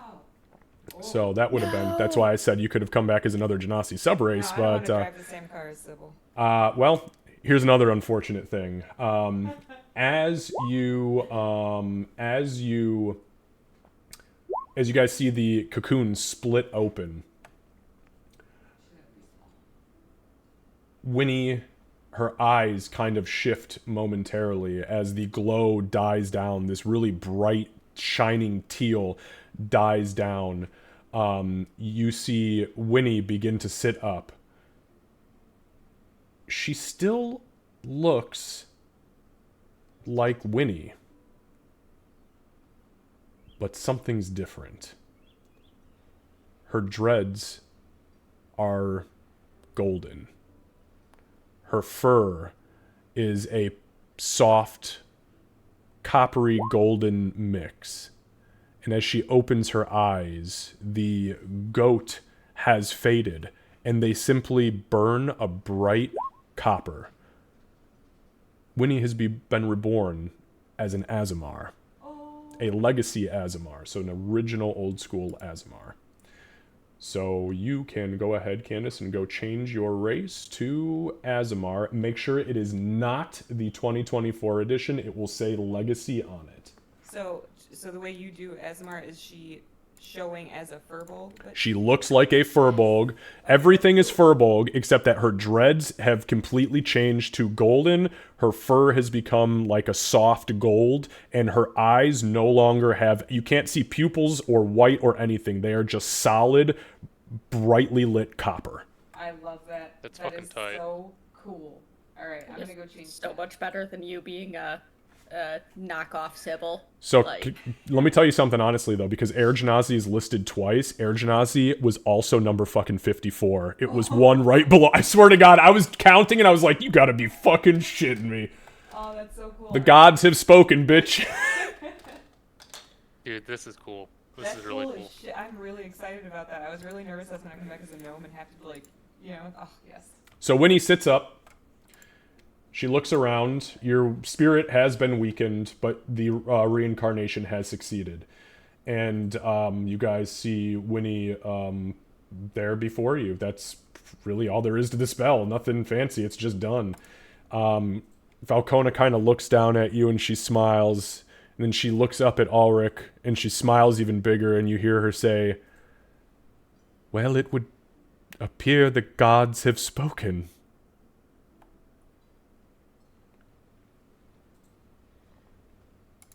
That's putting it lightly. Yeah, and Wynni, you feel no ill effects. You are just fucking bright-eyed and bushy-tailed. Did we win? I'm going over there. I'm just gonna give her a hug. Yeah, her voice, by the way, too, when she speaks, like, you can hear it's Winnie's voice, but the last syllable that she says after every sentence, the last syllable echoes quietly around her. It's just another strange Azamar trait.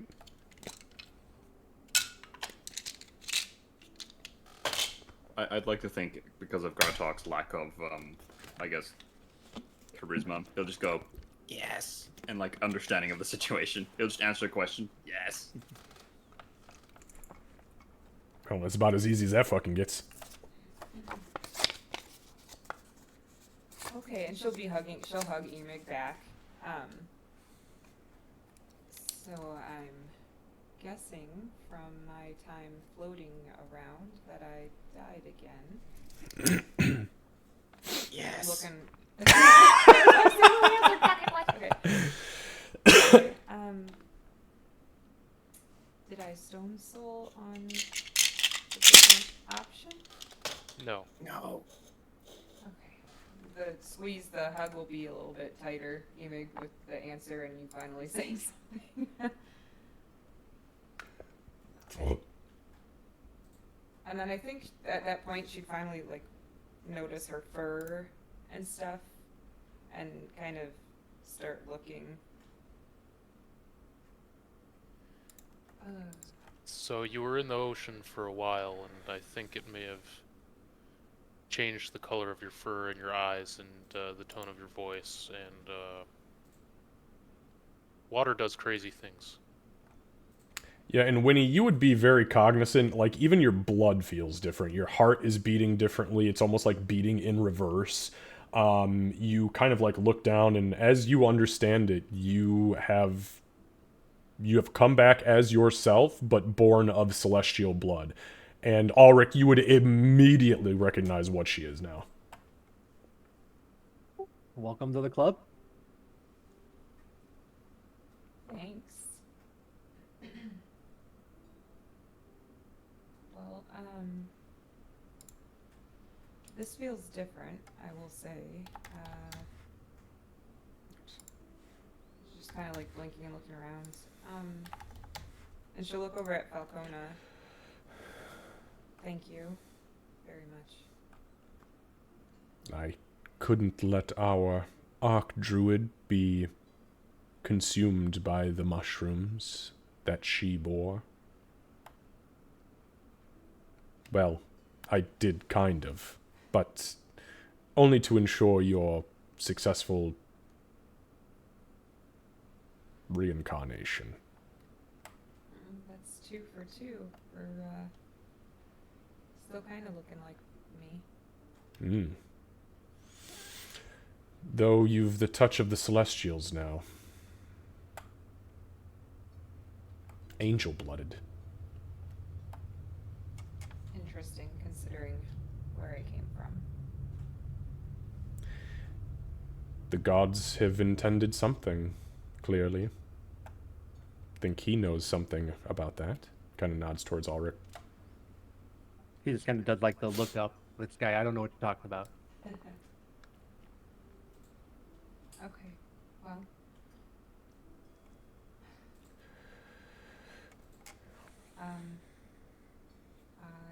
I still have clothes and stuff, right? Or did the cocoon? Because I know last time the cocoon kind of got rid of my clothes. I have clothes on right now. Yeah, you've got your Okay. clothes on. Right. So what's next? She's just ready to go. Falcona laughs and stands up, and she just turns. She says, "I'm going to prepare food. Excuse me." She does not use the door. She just walks through the wall. That is the technical next, but technically we need to get Mundi. Yeah, I agree. About that. I agree. Did we only take down the ships? Are there more undead that we're still gonna? They're gone. The all undead, of them? the entire army behind the back on the wake of the Worldbreaker crumbled to dust after we defeated the last general. She actually kind of leans back in size in relief. Good. All right. How many did we lose? We didn't really get updated numbers. It's not terrible, but it's not good as per normal. Any loss is not good, be fair. But we prioritized getting back here to get you back. We offered help. They said they had it, so we will. I went around and did what healing I could, got a lot of the sailors up, at least up and moving. Yeah, then we took immediately to here. We're about a week out from the Worldbreaker hitting Motion Beak. We stopped off there. Talked with Ezekiel. So they're finishing up evacuation, and then they're going to try and. I don't think it was a shield or hide. Either what they did before when we originally got there. That big pillar in the center was kind of hiding the city. Mm-hmm. So I think that's what they're going to try and do to mitigate some damage. But we need to get Mundi, which is something we need to kind of all talk about. And then, hey, Bloodmane, that one's on you. Kind of look over at you, Mig, expectantly. Sorry, I wasn't listening.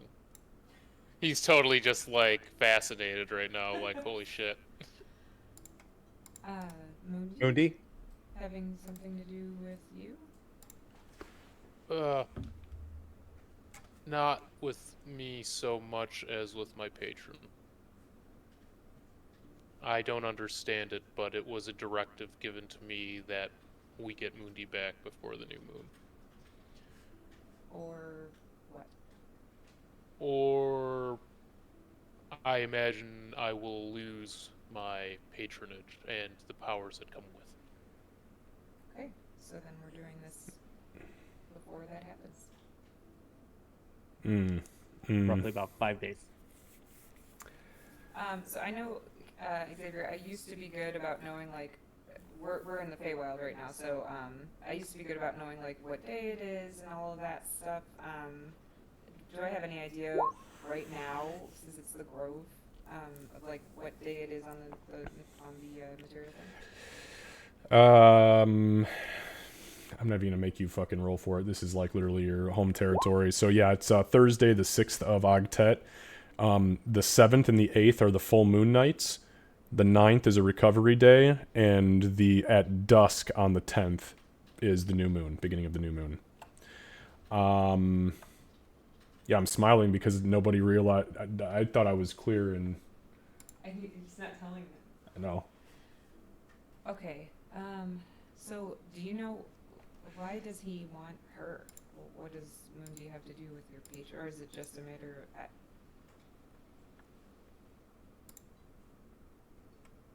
As I said, I don't know. Okay. My patron sang the song and mentioned something about bardic schools and the Siren of the Sea being taken a long time ago, but now the siren is back, and all I think I know is that Mundi must be that siren. How an elephant can swim. Well, as we've seen, people can change forms. Ironic that I'm saying that to you. Maybe she has a form she changes into. Maybe she's got a blessing too. You must. I have a Maybe DM she fucking question. doesn't. Yes. Did I obviously spent a lot of time around Mama Mundi before? Would she have ever talked about her past or anything that could be at all connected to this? You can make a history check. Not one of the skills I took. This will be bad. That's all right. That is not awful for me. No, it's not awful. And honestly, I mean, you did spend a lot of time with Mundi. I mean, a lot of shit has happened since then, but to the best of your recollection, the word siren never left that woman's lips. She's a brothel owner. And even though you guys were, I mean, because you were close enough to the ocean to where if there was a tale about it, it would pop up, but she never discussed it. It's not like she had a pet name that was like Siren of the Sea or anything like that. And she didn't seem to have any particular draw or aversion for the water, correct? Nope. Okay. Then I will stay quiet with no relevant information to share. You made that sound so fucking sad. She did. Okay. All right. Well, why don't we go get food and discuss next plans? But I really suggest we don't take too long because Emig, you've got a couple of nights coming up that are going to be problematic, I think. I wonder, maybe I can try to scry on Mama again.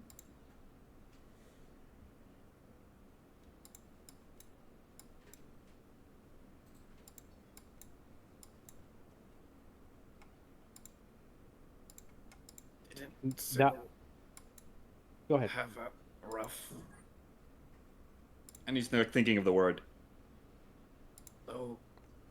Shen. So it comes out as lotion, but there's like a pause in between.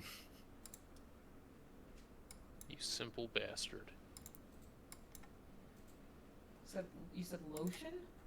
Yeah, but there's like this pause in between low and shin. As if he's trying to say something else. Do you want to try that again? Place. Location? He's gonna point to Sybil. That one. Okay.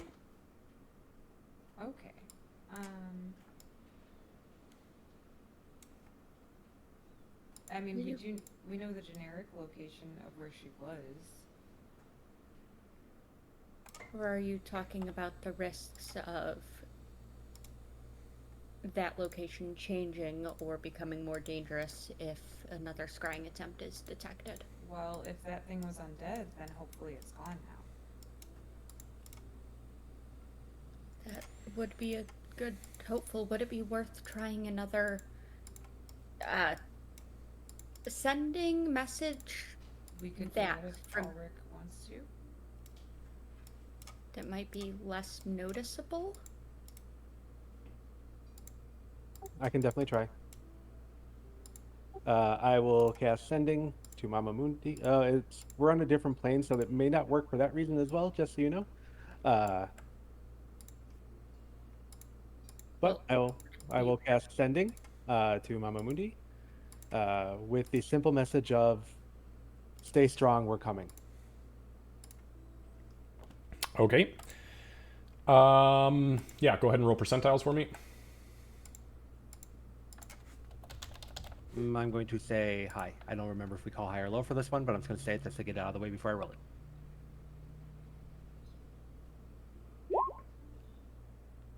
Okay, yeah, you're fine. Okay, so you said, so I'm sorry, tell me what you say again. Stay strong, we're coming. Okay, so you feel it connect. And within its connection, you feel kind of an interruption. Like as the static connects, there's then this kind of like shrill, almost like shriek, and you hear, Excellent. I'll be waiting. and the spell shifts out. That's unfortunate. It's not gone. Okay. It took over my sending and now knows we're coming. So That's possible? you're gonna. Yes. Anything's possible. In the world of You roll D&D. high enough. Man, I fucking trained you guys so well. I like how all of us thought it. I know. I look. I put the ball on the tee. I was hoping someone would take a swing. So All right. Okay. All right. Well, let's grab something to eat quickly. I don't think we should. I really don't think we should stay here too long. We should get whatever supplies and all the supplies we can from Berdicio before we go, and then also if we are traveling back by Ezekiel, I may have mentioned that we would probably want to do some shopping from him since our restrictions have been lifted and he has supplies that we have not already purchased.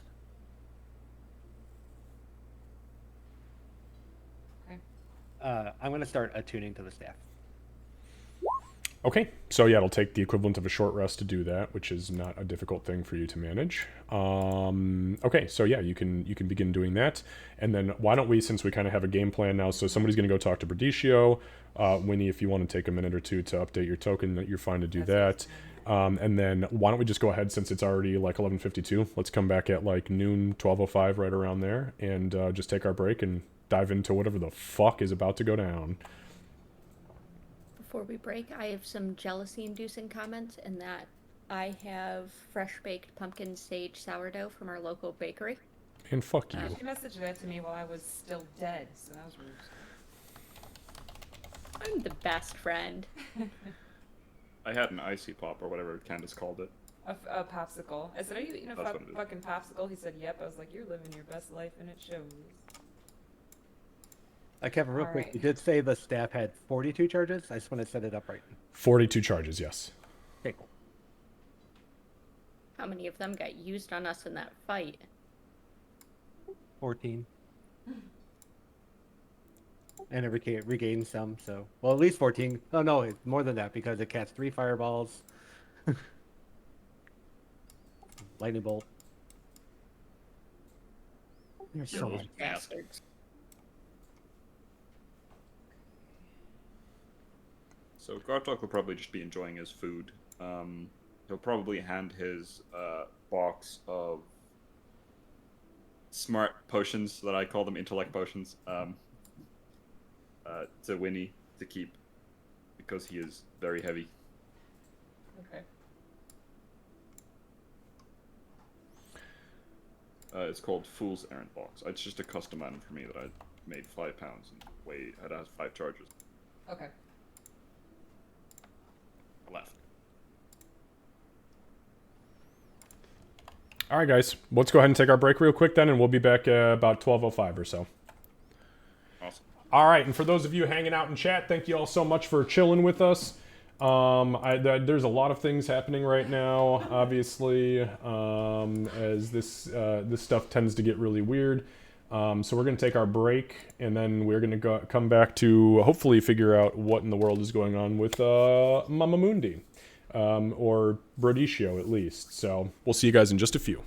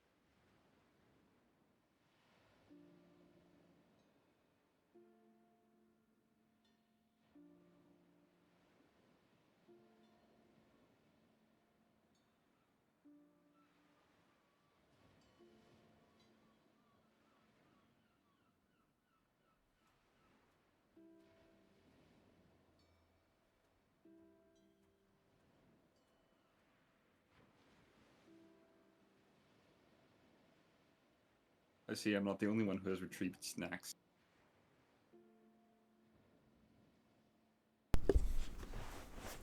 Definitely not the only one.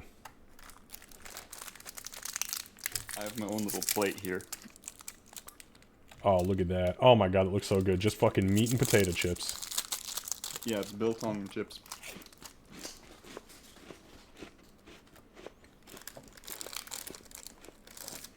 Man, go back to Africa, eat like a fucking king. I know, I love it.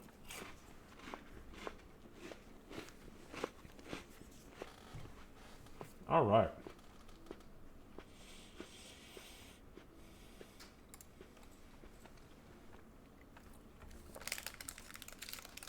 Yeah, I was thinking, by the way, I don't think that Kurt picked up on what exactly his fucking patron was saying. I don't think so either.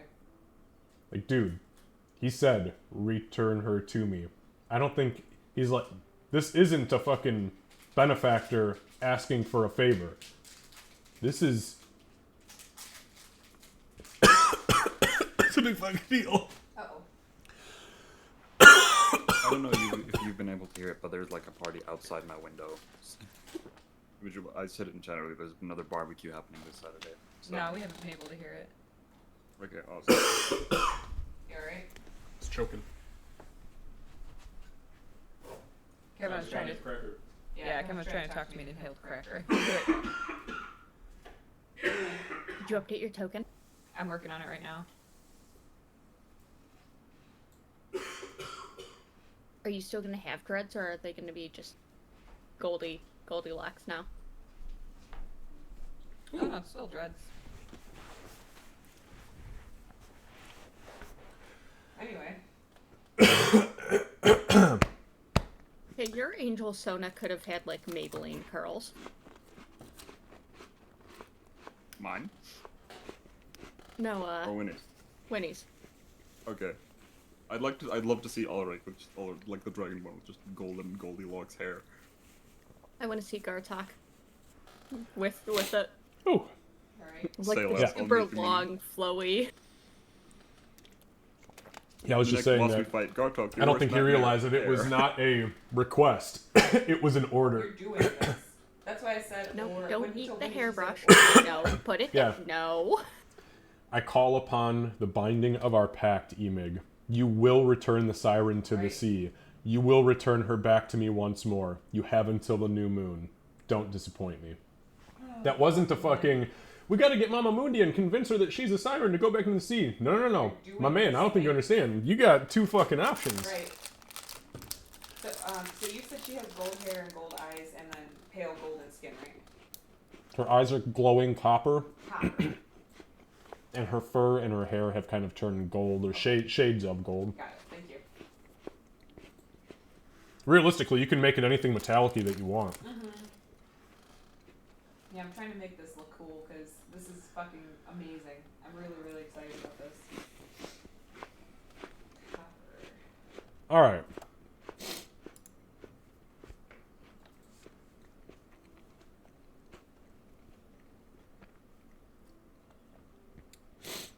So here you guys are.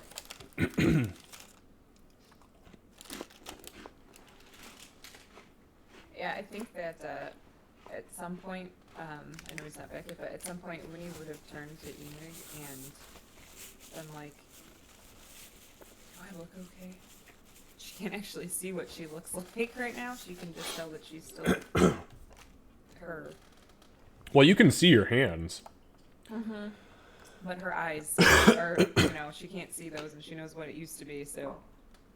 Outside of that, though, I think that it would just be, they're gonna go eat and then we can go from there once it happens here. All right. Well, for the sake of brevity, who's doing Berdiccio shopping? Because I don't want to waste any more time. I would go with, but I know that there are people who had lists, so please feel free to start shopping. Berdiccio will come back. I've been shopped for already, and he doesn't have poisons, and that's my big thing. So. Okay. Alright, is there anything else we need?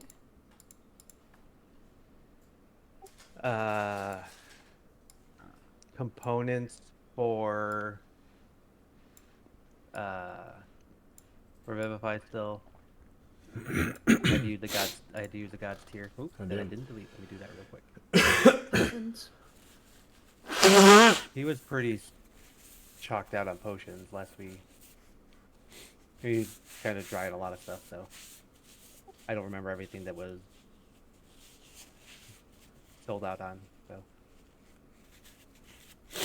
Okay. We do still have a scroll of resurrection. We do still have a scroll of or no, I don't have a scroll of teleportation in the bag. You have that. I forgot I gave that to you. and I used it to get us here. So Okay. So maybe he'll have another one. I don't recall. I know he's getting capped out.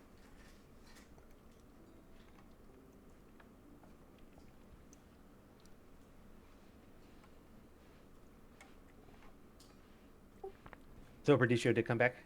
Sorry. Yeah, Berdicio, he came back and he's kind of sitting now in the corner with Baleta. He just kind of like eyeballs Wynni as he walks by. Glad to see that you made it back, I suppose. Yeah. Strange, I don't remember the raised deads working in that way. Did you fuck up the incantation, Ulrich?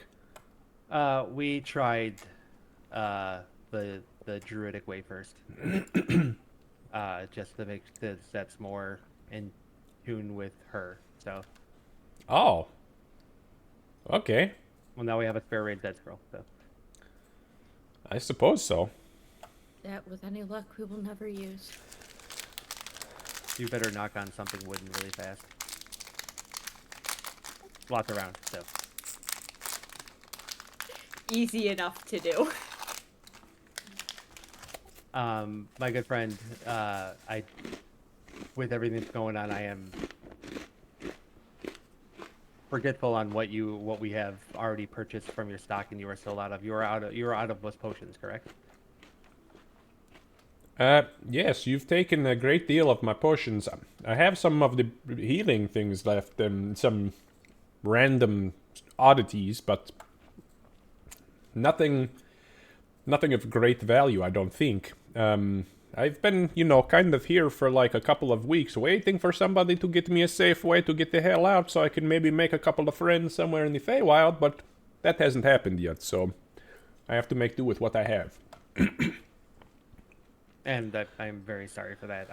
This is not my home, so I don't know safe ways or anything like that. So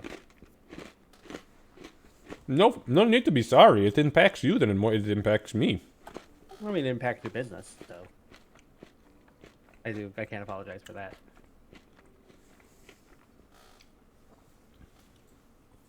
Okay, well, we're trying to figure out what we might need. Meg, is there anything you can think of that we might need on top of knowing that poor Berlucio hasn't been able to restock? Nothing in particular I can think of besides potions, if healing potions, if those are in stock. We go through those pretty quickly. What kind of healing potions are you looking for? I think at this point it might be a any and all sort of ordeal. Okay, let me take my inventory. Discuss amongst yourselves about what else I can help you with. I only have a... Sorry, thought I was going to sneeze. That's a really weird thing to have. I have one healing potion left. I have a potion of lesser restoration, but that's all that I have. How are we doing on diamonds? Oh, I'll hand Wynni back her points and the bag of holding. So for diamonds, we have.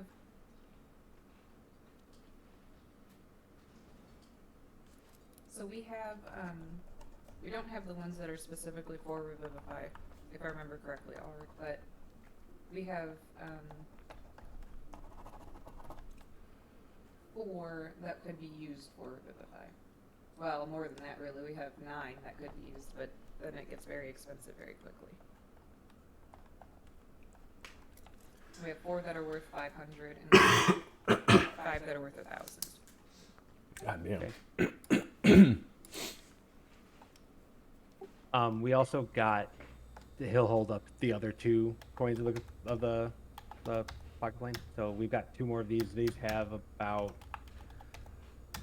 9,000 some odd gold and 1,600 gold or 1,600 plat mixed in, and I'm actually just going to combine them all into one. So open in one into the other, and just like do the shakeout. So then we have one empty one and one with money in it, and I'll hold one of them, and then whoever wants to have this can have the third one, so we can spread stuff around, because these things can also hold gems, right? Mm-hmm. So we can put some diamonds in there for me. Just to make sure, because there is a limit on how much they can hold. Mm-hmm.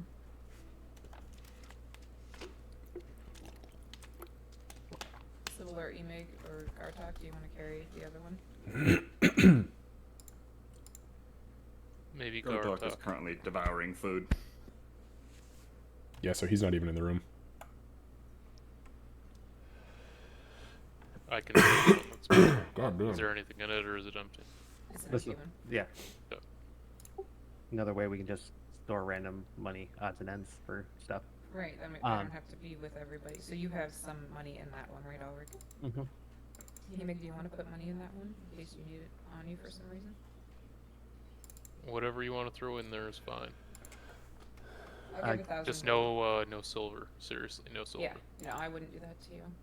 So I would put 1,000 gold into the coin of the coin purse of the pocket plane that Emig has. So I'm gonna take 1,000 out of mine.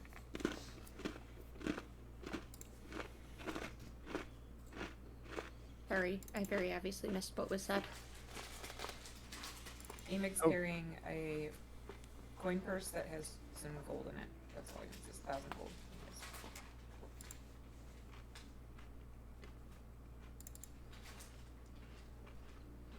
Okay, so In terms of things that might be needed,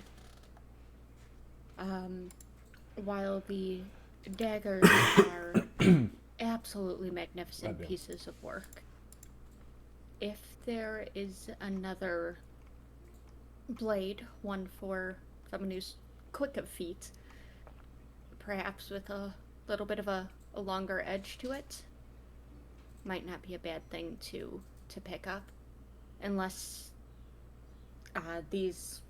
unless I'm using these things very specific properties, they're still daggers.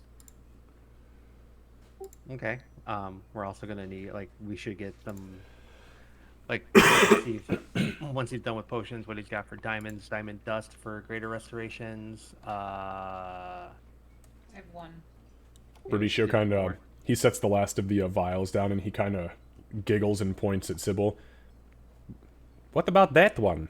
That's a bigger blade. He points literally at the short sword strap to you. It is. However, when we're going up against things that tend to be resistant, it seems, to non-magical anything, they have their limitations. So why do you waste your time clumsying that thing around with you? Seems kind of silly to keep 3 weapons on you and only use 2.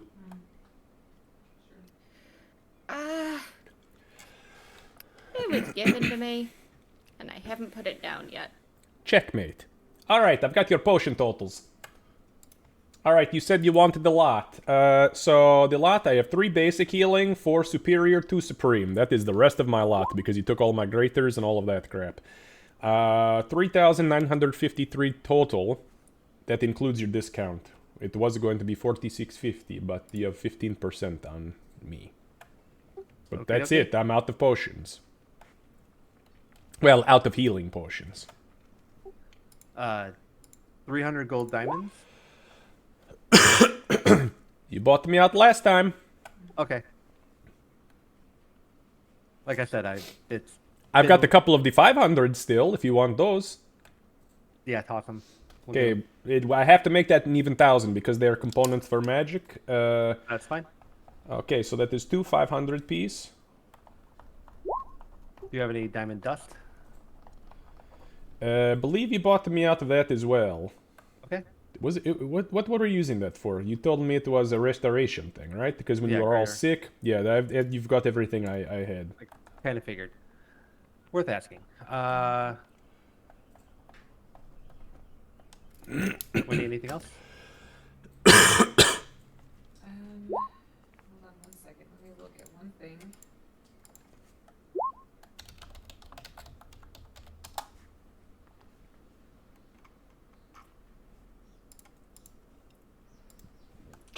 Excuse me.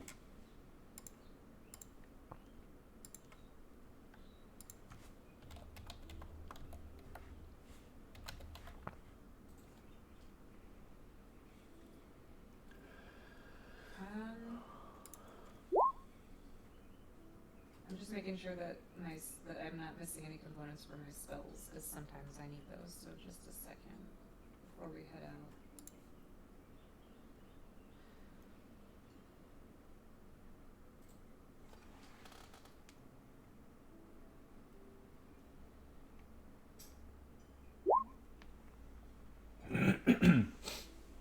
No, I can't. I don't. There's nothing that we haven't already asked about that I would need. So. Okie dokie. Okay, well, thank you very much, Reducio. Hopefully we'll see you soon. So what was the total with the 2 diamonds? Wait. Hold on. I don't think our business is complete here. Your friend here, the airy one, says she's looking for a magical weapon, yes? If we have the funds for it and you have it in stock, and that's something that I can possibly wield. Yes? Well, if you like things like that one, but with a little bit of an extra flair, I may have a little something for you.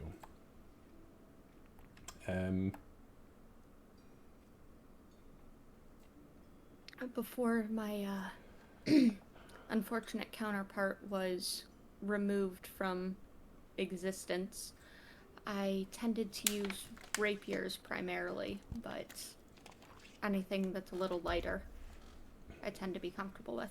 Well, I don't have any rapiers, but I do have another short sword.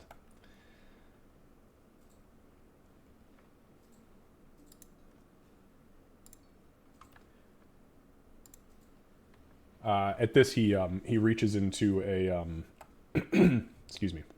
I choked on a cracker before you guys got back, so I'm all fucked up right now. Better con save. Yeah, wasn't easy when my airway was clogged. So with sharp ass cracker. Yeah. So, God damn. So he pulls out a this short sword.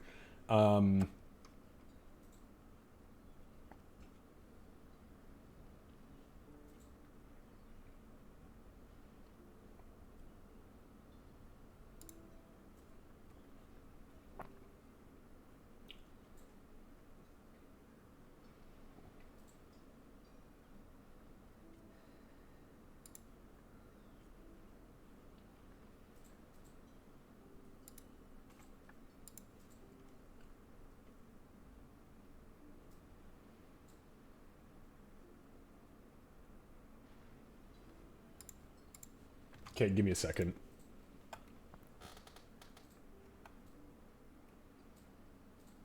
I gave you 0 warning on this, so absolutely no worries.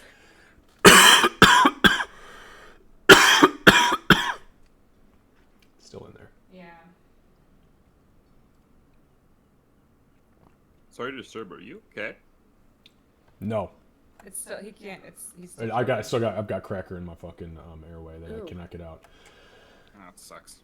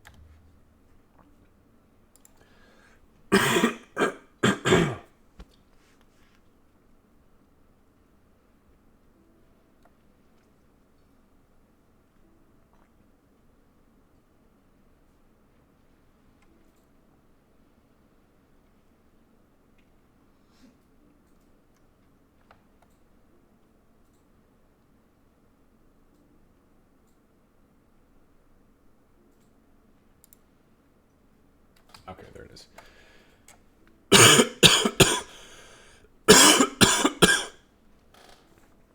So he pulls out this this hilt with a crossguard and a pommel, and there's no like active blade. Like it's just kind of dead. There's a small hole at the end of this thing, and it's really basic silver. On the bottom edge of it, though, the pommel of it is flat and has etched into it what appears to be a small rising sun. I'm aware that you've already dealt with the bulk of the undead fiends, and if I were aware of what exactly you were up to in the beginning, I would have maybe mentioned this. But since you never really tell me anything, I didn't really know. But who knows? Maybe in the future this could prove useful for you as well.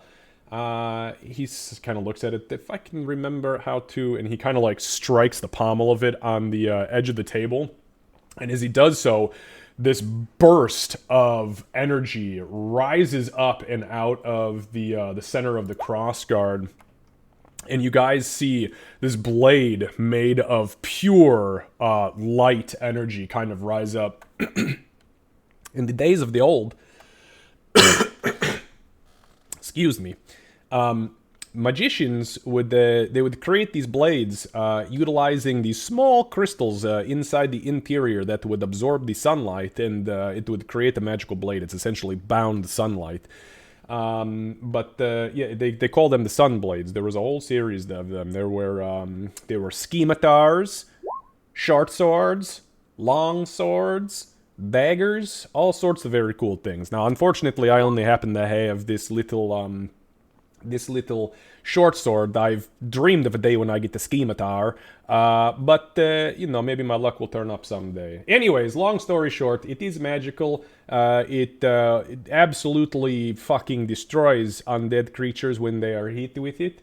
And as you can see, it's extremely bright. So I know that you're kind of sneaky, airbag type, but this blade is definitely bright, but it is magical, and it is what I have. What's the cost? Well, for this one in particular, he kind of like looks at the side of it, and then he holds it up to his ear. Oh, lucky for you, this is one of the non-sentient ones. They made a whole series of them with people's souls trapped inside that would talk to you. Apparently they hated being in the dark, and they always wanted you to have the light active. Not this one. At least not that I heard. To avoid that. Maybe you'll be lucky and I will be mistaken.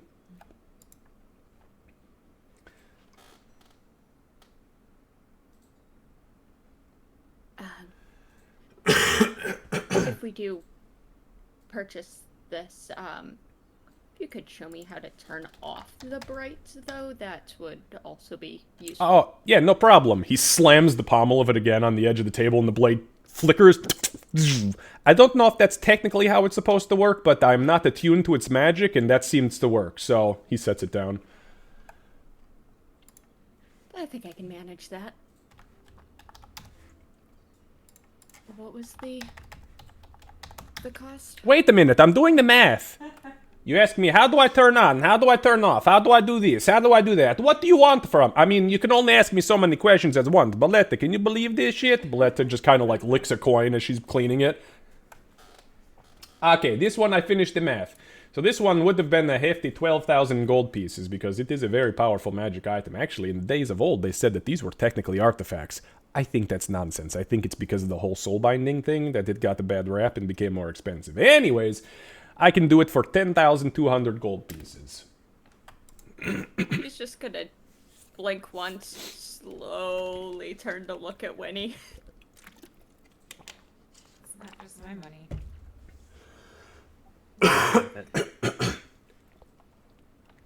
Well, there may not be much of an undead threat. Is this still something that's... Oh, we still have the possible eye tyrant that we have to go kill. Yeah, so whatever we're going to deal So, with now. and we have the coin for it? yeah, I mean I have it. Right, yeah, we Yeah. have it, sure. So, then, Is there anything May I? anybody else needs before we have Britishu do more math to give us totals? No. Okay. I think that's going to be it for us, Britishu. Okie dokie. Your total.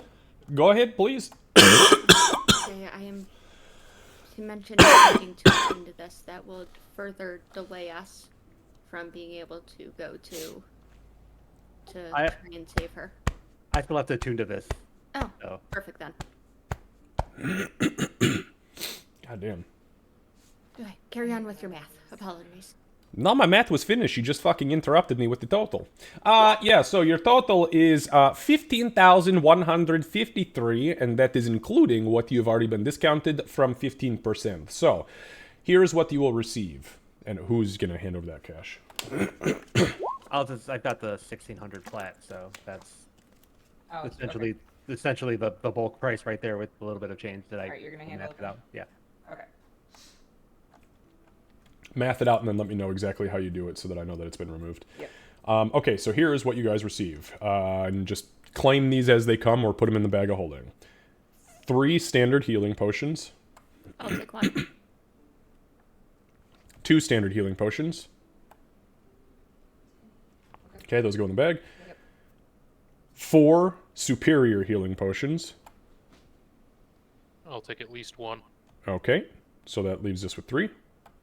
I know I'm not there, but I'd like one as well. Okay, that leaves us with 2 Superior, okay. superiors. So I had 2 I have a superiors. greater and a basic on me, so the superior can go in the bag probably. And then the most potent, you have 2 supremes. I'll take a supreme. Okay, down to 1.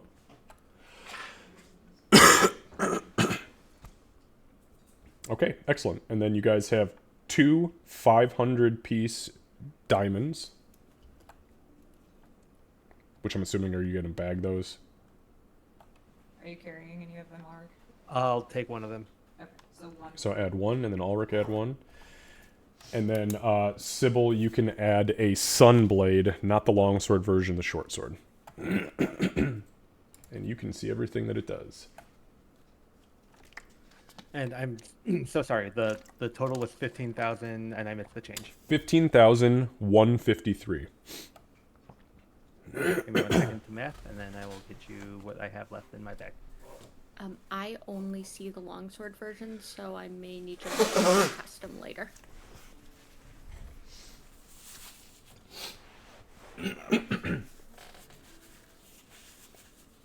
Unless I can just change that damage type down to a d6. Give me 1 sec. Let me just take a look and see how it codes its bullshit.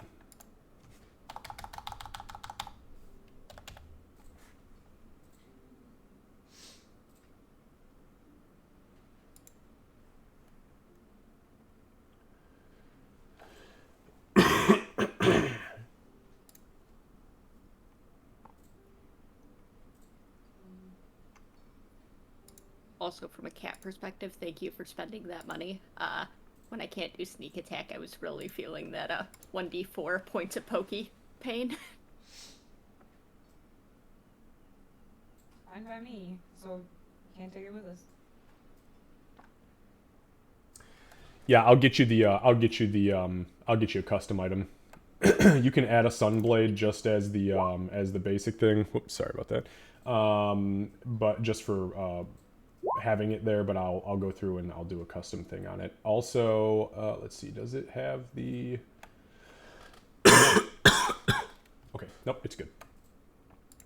Like Kevin, so after the math, I have 9,959 straight gold and 8 plat left. So. Sounds good. Thank you.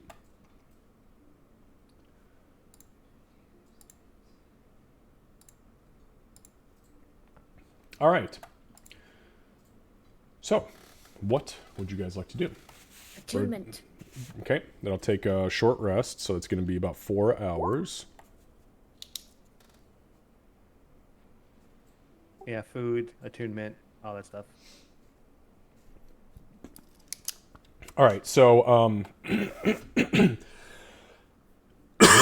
probably discuss it. We got to figure out how where we're gonna go, what we need, how we're gonna get there.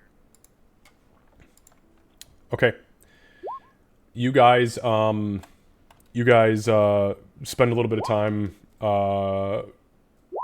doing R&R. Takes about 4 hours, so you can have that discussion retroactively if you need to.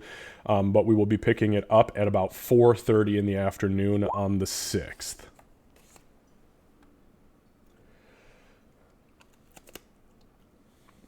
I think the sooner we go, the better. So Wynni would just be, during that time would be like, making sure that everything's good in the grove, making sure Falcona's good. I don't know if Falcona would want to roleplay it at all, but it would basically just be, thank you so much for taking care of everything and making sure that everything is safe while I'm gone, and obviously bringing me back. There's a lot of, oh, of course, Archdruid. I literally live to serve. Yeah, Wynni still, that just for some reason doesn't register with her. She's always thinking and shit, but yeah, outside of that, just waiting for everybody to be ready to go. I guess after Gartok receives his healing potion, he'll just kind of be sitting around. He'll probably, before Sybil starts meditating on her new weapon, he'll probably ask if she has a book that he can try and read. I don't know if it'll be successful or not, but probably not. Oh, my books were horribly disintegrated. Not that they were truly mine. Wynni has some that survived, but they're fairly complex tomes. I could write out a couple of sentences if you would like. If not trouble. Yeah, it shouldn't be an issue. Shouldn't be an issue at all. Do you have parchments or anything on you? Otherwise, I can find a patch of dirt and just write them out there. He'll shake his head. Okay, I'll find a spot with more dirt, less plants. Use my finger. I'm not going to break a stick or anything in this place, and I'll write out a couple of D&D themed sea spot sentences. It's just a bunch of stuff from Xavier's D&D dad puns. Yeah. So a kobold walked into a bar. All right. Yeah, Gartok, I mean, the languages you can speak, you can read in their basic form. I mean, I'm not going to dictate that one way or another. You are no longer in negative intelligence, so be the farmer you were born to be. Again, no offense to farmers. Yeah, so I'd like to think that as like a side effect of the potion that wore off from the last battle, he gained slight intelligence, so he can read now. So he just kind of reads it through. Thanks, Sybil, and then we'll just, I guess, meander around. Stuff like, sorry, my brain was see the orc. The orc is big. The orc is a club. Run, elf, run. Those types of things. The elf casts a spell. The spell is fire. Duck. Duck, orc, duck. Orc, don't duck. Oh. Duck. No, that's not. Oh no, we're homophones are later. The duck flies out of the room. No, it doesn't. Should we roll for initiative? Because I think nature has got you fucking beat. It does. In this case, yes. When he just grabs you by the throat, lifts you up by one hand. This is my domain now. I'm a god. My God. Run, Gartok, run. Oh, that was amazing. Okay. All right. So 4 hours or so goes by. Ulrich and Sybil, you do feel your attunement complete. There are no ill effects. You can read the cards as you see fit. You know exactly what they are capable of, so do with that what you will. And that was our first official legendary item, Ulrich, so... Yeah, my spell list just got really confusing. Yeah. Okay, so... ignore my rolls. I'm testing things. Yeah, no problem. All right, so the 4 hours goes by. What is it? What are you guys doing now? I would like to think that I was actually kind of like watching with interest as Gartok was starting to learn, or at least show abilities to read. And I think I would take Gartok aside and say to him, reading, writing is extremely powerful. You have to be very careful, because words have great power within them. More power than you understand or I understand. He'll kind of look at you very confused. Okay. Powerful. How? Actually, I'm he'll struggle going- more with the word powerful. It'll be like power, and then think, full. I sent you the new token. I'm going to message into your head. You'll see me toying with some of the copper bands on my fingers. Like this. Do the same thing, but without the copper, and then just say it out loud. Like this?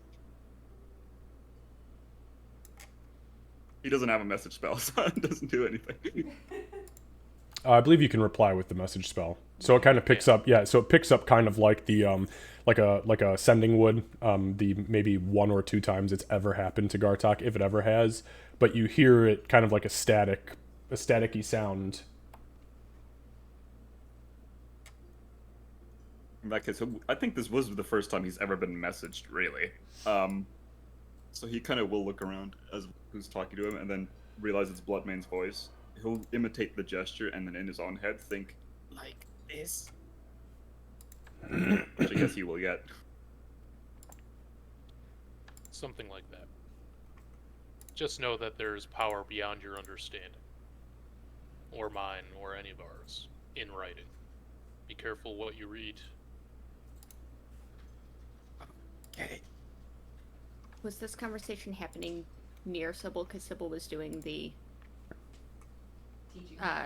see Gartok run teaching? Yeah, I think so. Be careful also what you say. To call a name can have effects beyond what you would expect.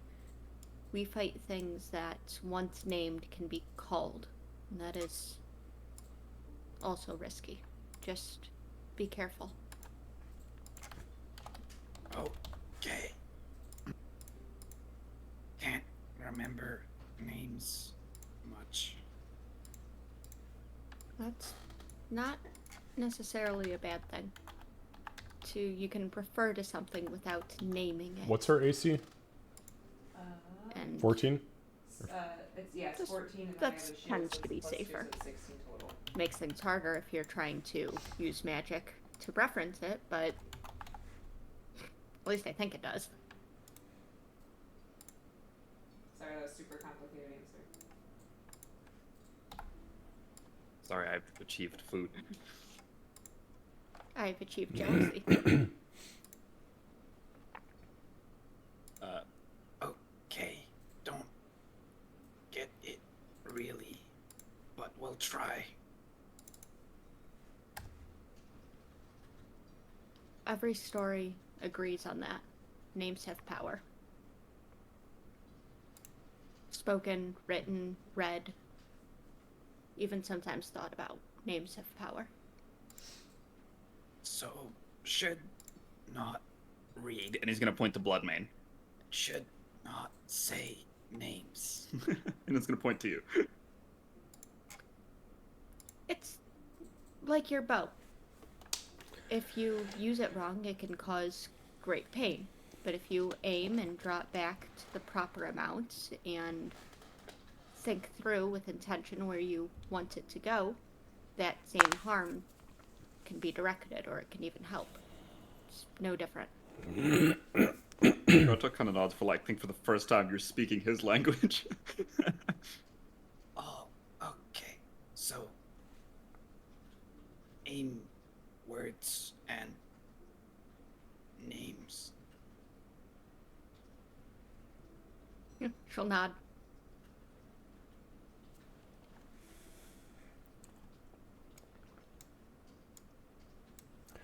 Okay. So the remainder of the time passes. Those of you who are attuning have succeeded.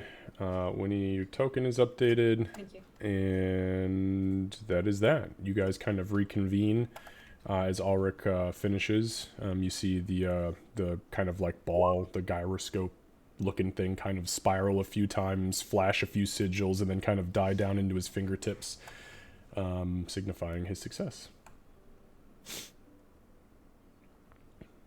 So what is your We'll next make step? sure that she can activate and deactivate the bright.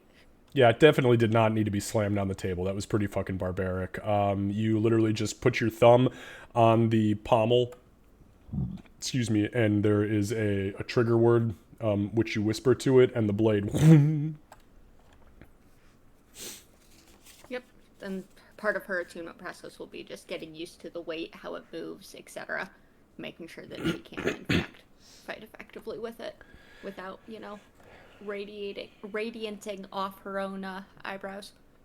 Yeah, it's really really bright, and it's kind of it's weightless as far as the blade portion is concerned, which is strange to you. But as you practice on the air and on the dummies, it has physical force. Like once it actually strikes something, it has a weight to it. But before that, it doesn't, which makes it super quick. However, again, it's extremely bright, so being sneaky is going to be tough with it, but it is about as magical as they come. Yeah, but if I can sneak attack, I'm foul bleeding someone realistically. True. So All right. I So am armed to the teeth and ready to shank a world breaker. Let's go. Says Cat, not Sybil.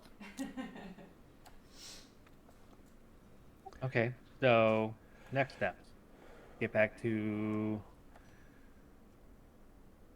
prime material, and we have to figure out a way to find Mama Mundi. Clearly, whatever has her has, like, He's expecting us now. yeah. So, too bad it couldn't just send us a map. That would be really right and proper. You can't teleport to a person, can you? No, it has to be a location that I can. And the more familiar I am, the more successful it will be. There's chances for mishaps, like being half in a wall, or 100 feet up in the air, Yep. or 100 miles off course. I believe I'm understanding. Let's not get those thoughts and possibilities in your head before you start casting. I mean, getting back to the prime material is no problem. I think it's going to be even easier now with the staff. I'm pretty sure I can use the staff to bring us from one circle to another. I'm going to see if I can get in touch with my patron. Perhaps there will be guidance as to where Mundi is located. That Yeah. could be If useful, we're lucky. yeah. Well, if it sounds like he wants her saved, so I imagine he'll do what he can to help us. You might be surprised. I don't want to be. Bloodmaid's gonna leave the room and go somewhere a little more secluded. okay. And he will attempt to contact patron. Okay, so you perform the contact patron spell.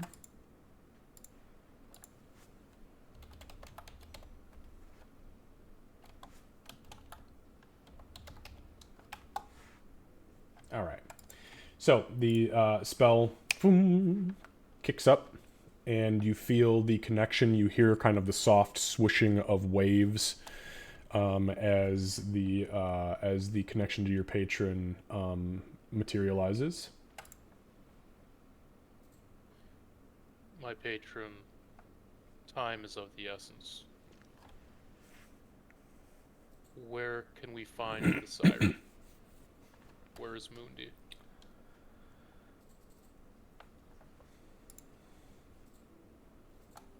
Give me one sec.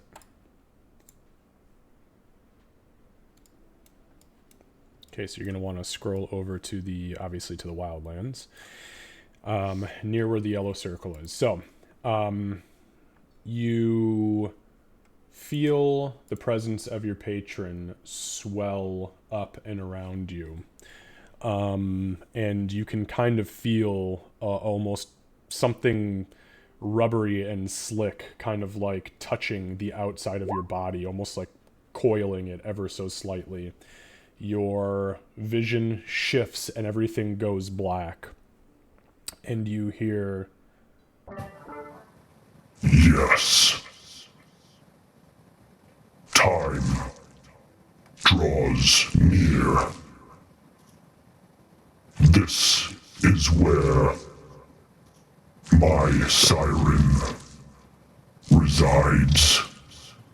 and you see the world kind of shift around you. The black, almost like a ripple in the wave, or a ripple in the water, kind of comes over your vision, and you see a bird's eye view of the Wildlands. You zoom in suddenly, blasting through clouds. You feel the cold wet on your face until you get to this little circle right here, and you see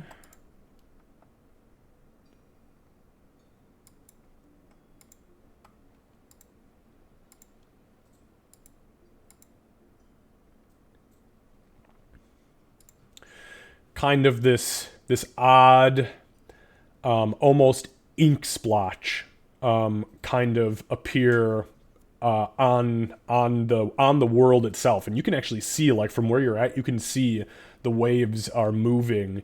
There are airships coming up and out of Clan Ironhoof. It's very, very real. But you see this big ink splotch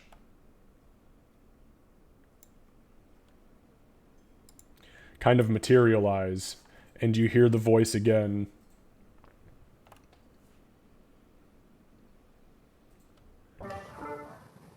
Retrieve my siren and cast her into the sea.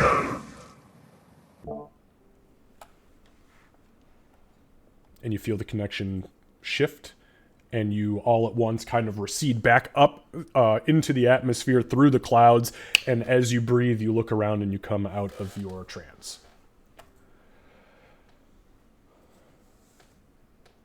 Oh, that's gonna be a hard one to pass off to the group. All right.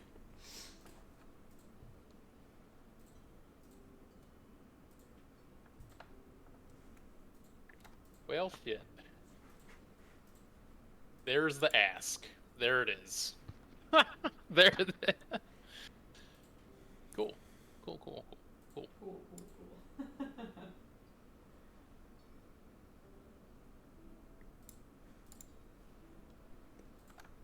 So Bloodmane returns after about 10-15 minutes to your guys' little group meet. At least I assume he does. Yes.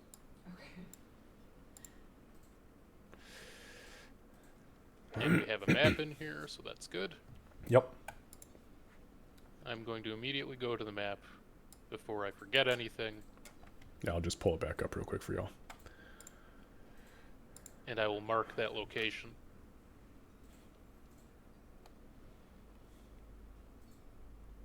Mundi is here. This is where we need to go.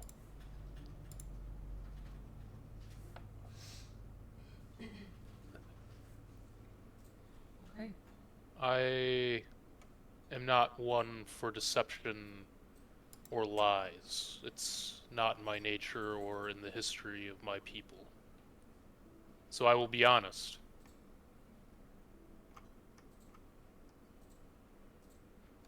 My patron wishes for us to take Mundi to the sea. I don't know what that means, what that entails. He also did call her its siren, his siren, their siren. I don't understand the relationship, but anything can happen either way. I'm fairly certain that I know what happens if we don't listen, or at least I know what happens to me. But that is not entirely my decision to make.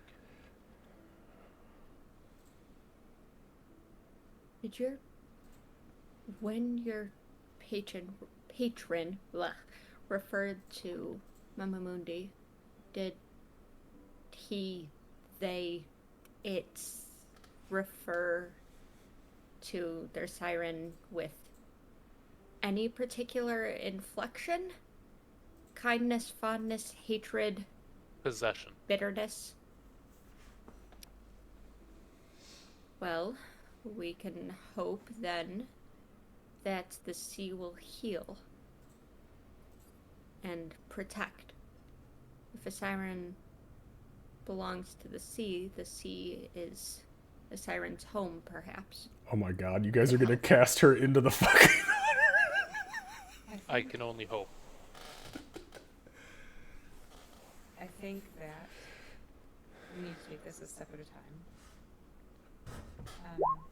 First of all, obviously we have to make sure that this happens, but I am not even going to pretend like I know anything about sirens, let alone how to cast them into the sea. My hope is that once she is rescued, we can reach out to your patron and ask what to do from there. And maybe she'll awaken and she'll know what to do, but we need to get to her first.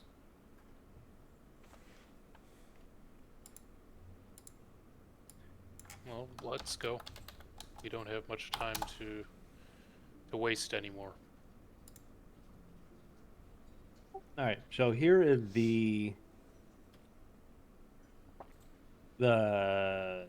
travel arrangements, I guess is the best way of putting it. Since I've already cast teleport, I can't do it again today. I can maybe use the plane shift on the staff to get us back to like Motion Beak. But in order to try and teleport, I'm thinking the water is going to be the best bet because it's the closest and we're somewhat familiar there. I can explain shift. If you want to use it from the staff, that's fine, but I can assist at least in that way. Well, the thing is, I still don't have teleport to get us to Stillwater, so we're looking at least a day, unfortunately. What about the airship? We could also see if Ezekiel has scrolls of teleport, if we can make it back there at least. That's true. We didn't stop to really ask what he had, but if anybody would have those kinds of supplies, it would be him. And or maybe he can just cast it and get us there, and we just pay him for it. Ideally, both. Regardless, it starts with us asking. I do have one more way of teleporting, but it is a last ditch effort. That sounded ominous. Yeah. That made it more ominous. It's the highest tier spell I can cast, so there's that. What is it? Might be a spell that may or may not have caused some issues in the past. Are you thinking of a wish? I didn't say it, so you did it. Yep.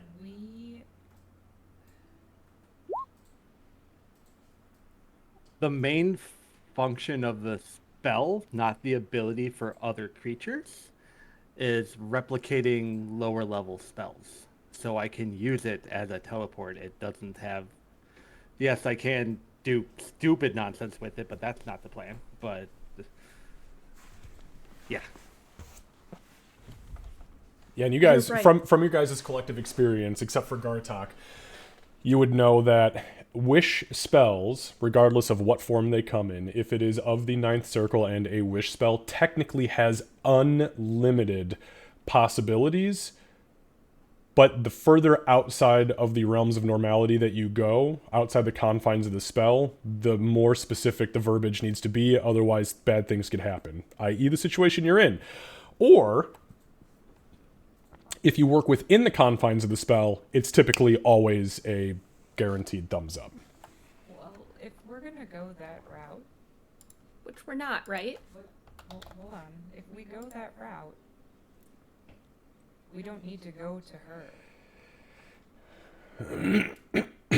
We get somewhere where we can fight this thing, assuming it's possessed her or something, or we'll come with her in some way. We get somewhere where nobody else will be in danger, and we bring her to us.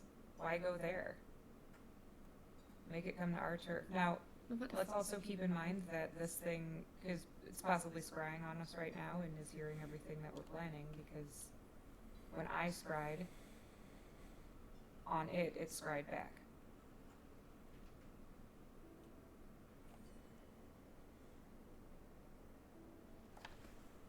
If we're going to do this, it has to be precise.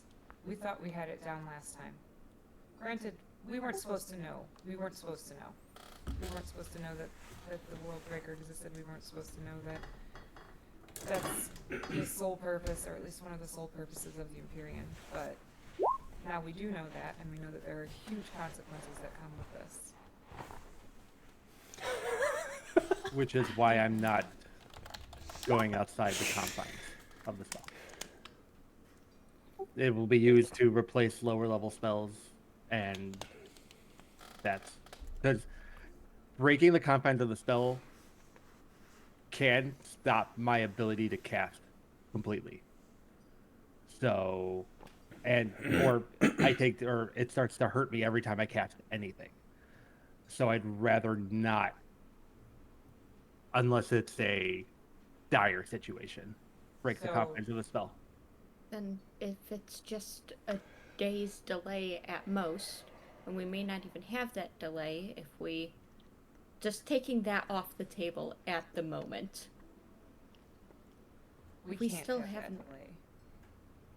No, we go to Ezekiel, we see what Ezekiel has. If Ezekiel can get us there, we handle the situation. If he can't, then we revisit the off-the-table conversation. But it stays off the table until we know that it needs to be back on the table. Okay. We were unprepared for the ramifications before. Even within the confines of your magic now, this is... I love Mama Mundi dearly. She took me in when I could barely stand on my own.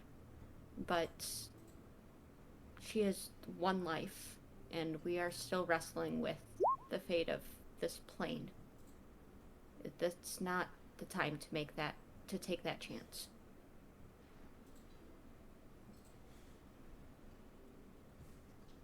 All right, so first step back to the lag motion beacon. We'll just forget that whole other conversation happened. Okay. Okay, so how are you guys doing it? So we'll go to the gate, and I will use the staff for plane shift Okay. to the lag motion beak circle. Okay.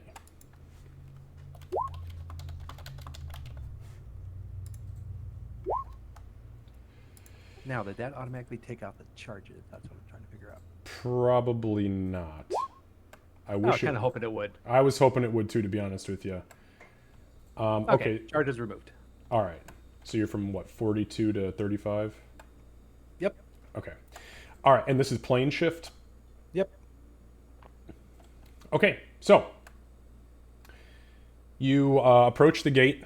You see Ulrich holds the staff up, and as he lowers his head, he begins to concentrate. And you see Before I cast the spell, I'm Yeah. going to send a sending to let them know we're coming. Okay, sounds good. Mark your spell slot off.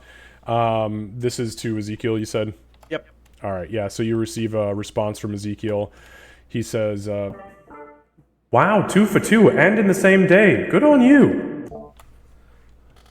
So as Ulrich holds the staff aloft, the ball begins to spin. The gyrosphere begins to gyrate, and arcane sigils begin to flash, independent of the actual staff itself. As he opens his eyes, you guys see this beam of green light rocket from Ulrich into the portal. The portal spins open, and on the other side, you are looking at the ceiling in Ezekiel's inner chamber. As you guys begin to step through, you step through kind of like upward, like vertically up into his room and out of the portal. And as the spell fades, the portal below you vanishes, and you guys find yourself in his chambers. Yeah, and Ezekiel is there. He's sitting at his desk, and he just kind of peeks through, and he goes, "Oh, wow." He looks up at a small clock on the wall. He says, "You spent almost exactly enough time to get yourself attuned to that thing, didn't you? Just so you could play with it." Maybe a little. Right. With What? one ritual along the way. Yes, my goodness. The Azuma? You've been touched by the gods. No offense, but do you even believe in the gods? I was actually raised by a priest. So yes, but I didn't think deeply enough for this. Well, I wasn't prepared. I assumed you were going to be some sort of, I don't know, orc or centaur. Kobold would have been funny. Gnome would have been pretty funny, too. But congratulations. Goblin. Goblins are raggedy. Kobolds are much funnier. And craftier. I might not have loved being a gnome, but I'm just happy to be alive at this point. Well, welcome back to the realm of the living. Thank you. So, where are you kids going off to now? As I prepare, and he kind of points at this large map on his desk, to finish the remainder of my arcane sigils to get my city the fuck out of existence for the next 5 or 6 days. Looks like we're going to a one of the inlets off of Stillwater to try and save Mundi. Oh, you've located Mama Mundi. Good. But our normal purveyor of goods is all but tapped out at the moment, so we were going to see what stocks you had available for purchase. Oh, and what specifically are you looking for? I don't know if you have any teleportation scrolls so we can get there, or if you're able to do it yourself. We will gladly pay for that. Or both, ideally. Hmm. From what I've been gathering, potions, components, diamonds, pretty much all of the expendables they were looking to resupply on. Well, I'm no priest, so I don't really keep diamonds lying around. Ulrich, can't you teleport yourself? Yeah, but we're kind of looking at time of being of the essence at the moment, so I can't do it right now. Oh. Well, I can, but I can't. Don't know what that means, but yeah, give me one moment. I think I can... Slight side-eye glare from Sybil.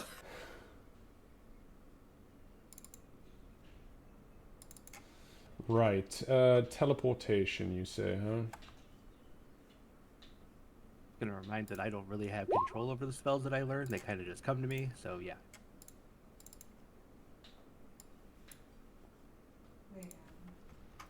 How many teleportation scrolls are you looking for? How many got? How many can you spare? Well, seeing as I'm going to be absorbing a handful of them to put into this map here to try to get us to wink out of existence for a couple of days, I can't spare a whole lot. However, what is teleportation? 6th circle? 7. 7th? Right. I could spare 3. Okay.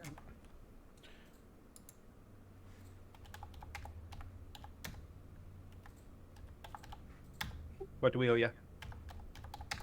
All in all, for the 3, let's see. He grabs a quill and does some quick math, and then he sets the 3 over to the side. He actually has a stack. It looks like probably 8 of them.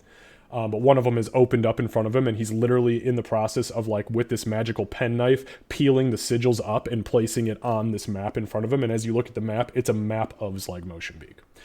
Let's see, 8,830 gold for the 3.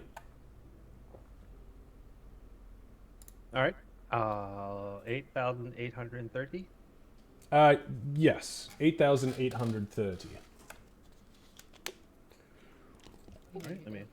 Oh, I got it. I'm not gonna have pretty much anything left after this, so, but I'll get these at least. I just have. Wynni looks kind of pleased to not have to do all this shit right now. He says, how desperate are you for these diamonds?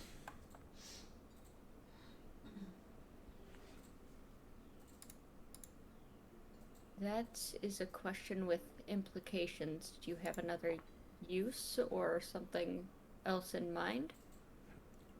Bringing those who I deeply and dearly care about back from the dead when the World Breaker kicks my fucking door down in 3 days? We don't need them that bad. We have some, so we're fine. Understood. Anything else? You don't have any powdered diamonds, do you, Dust, at all? Since it can't be used for that. That I definitely don't have. Okay. If you can grind them down, I have some God's Tears, but that's about it. Yeah, I don't have a way of doing that at the moment. So,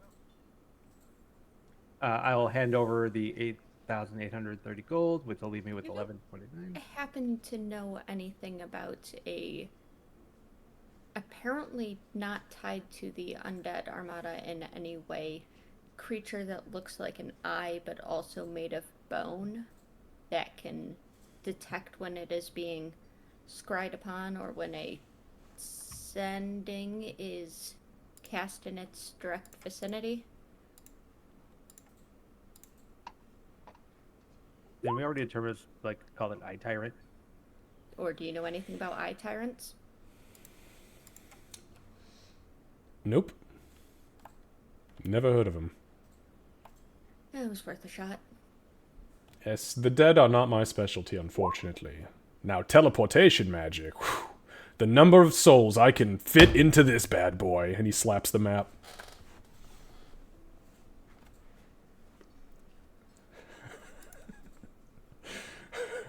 This is why I can't drink anything during your fucking campaigns.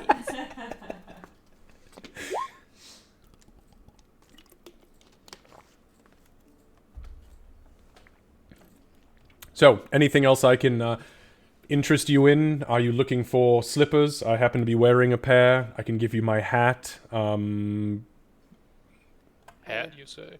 I have one long shot question. Okay. We may, and I have no idea if such a thing is even viable. I'm going purely off of stories. So I intend no offense to anyone with magical actual understanding. Sirens.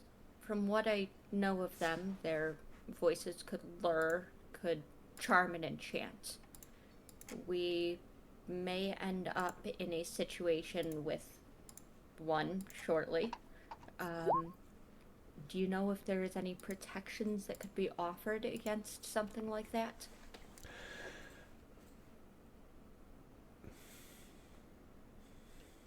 You've asked me and told me about some very specific things in the last, 5 hours. 1 is an eye tyrant, 2 is that you found Mama Mundi, and 3 is questions about a siren. Are you insinuating that Mama Mundi is a siren? As long as I have known her, I have never heard her reference anything like that. But a lot of things have changed in the past several weeks and months, and I don't know enough about anything to make insinuations anymore. She's the bard, isn't she? As far as I knew, she was one hell of a brothel matron. Force to be reckoned with. What I heard when I scryed on her, if she's not a bard, she should be. Well, she definitely studied within the colleges of Glamour in Zlaneshi. I'm well aware of that. As far as any supernatural entity, mind you, sirens are folk tales. They don't exist. At least they don't anymore. I'm not. I'm just confused by the. I'm really confused by the question. Why? What is happening exactly?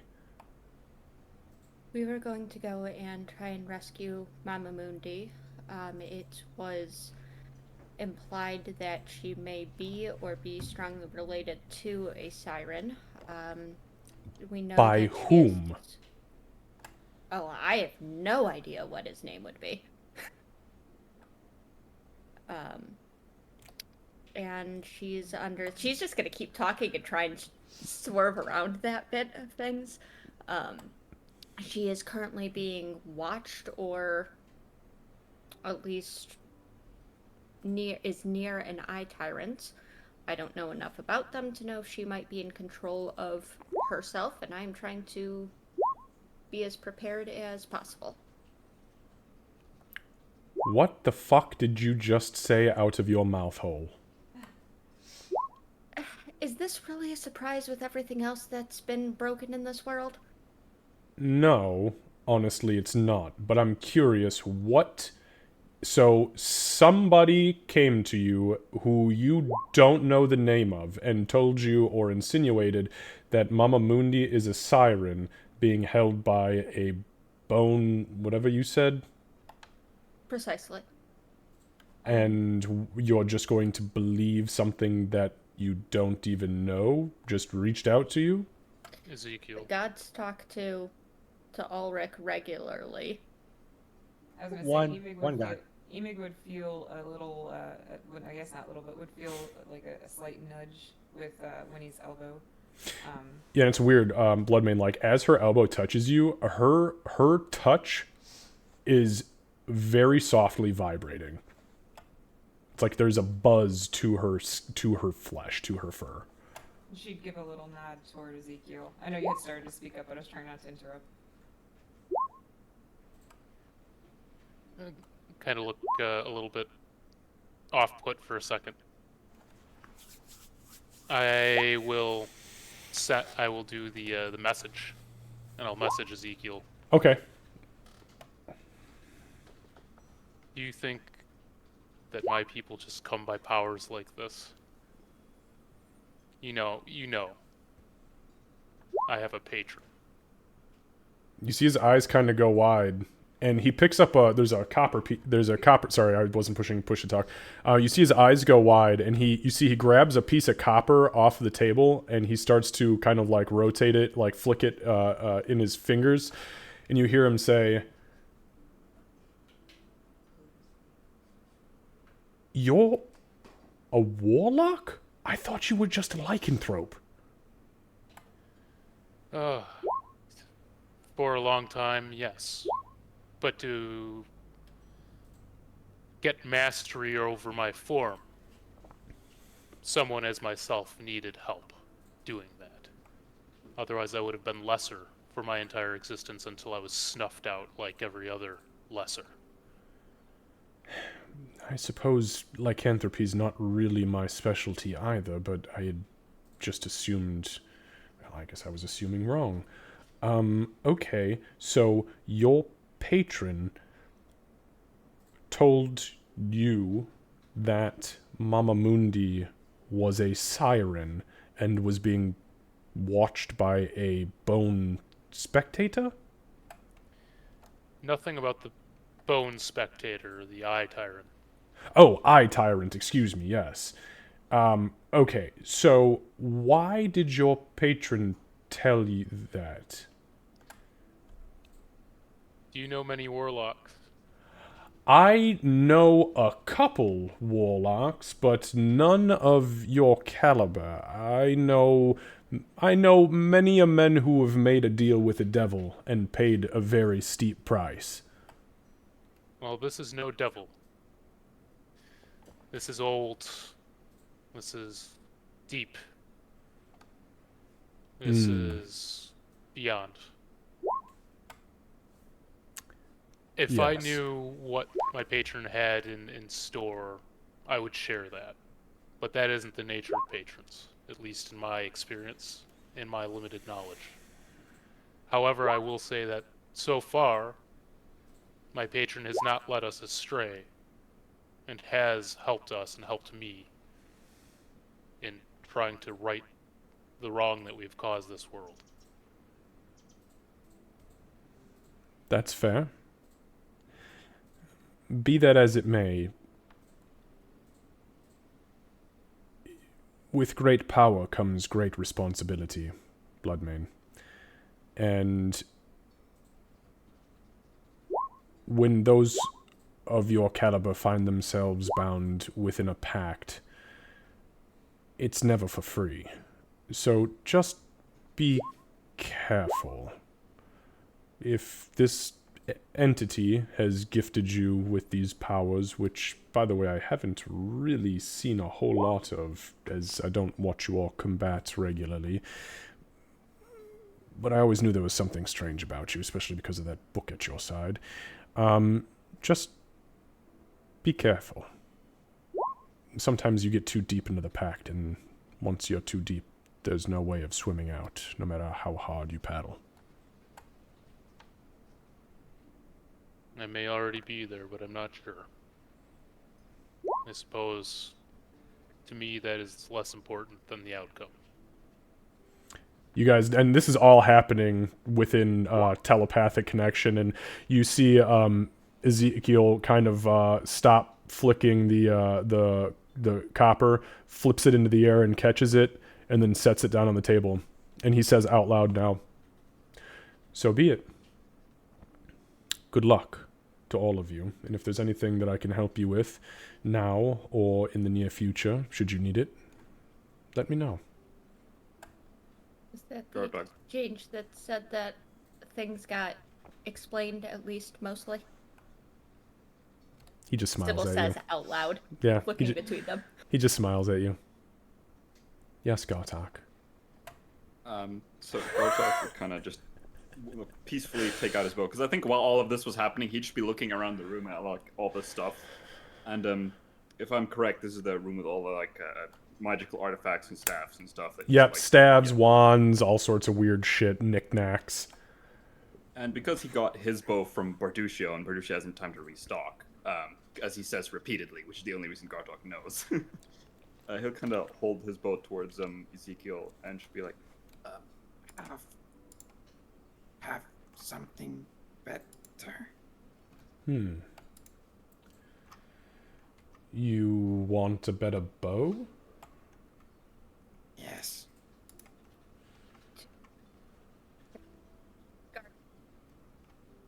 I'm sorry, Sybil, you're really cutting Yeah, out for me. you cut out bad.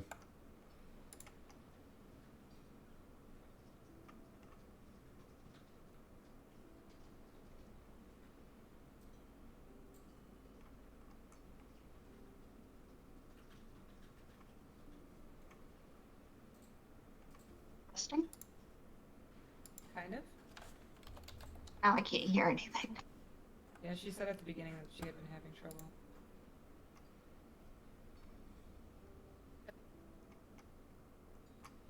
Nothing. I mean, it goes crackly, but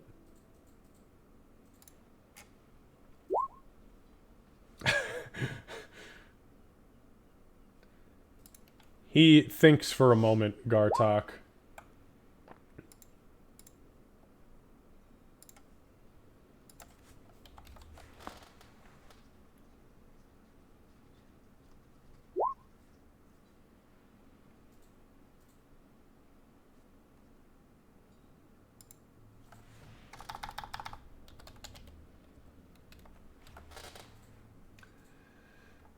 I'm sure you know, but my bow's a +1.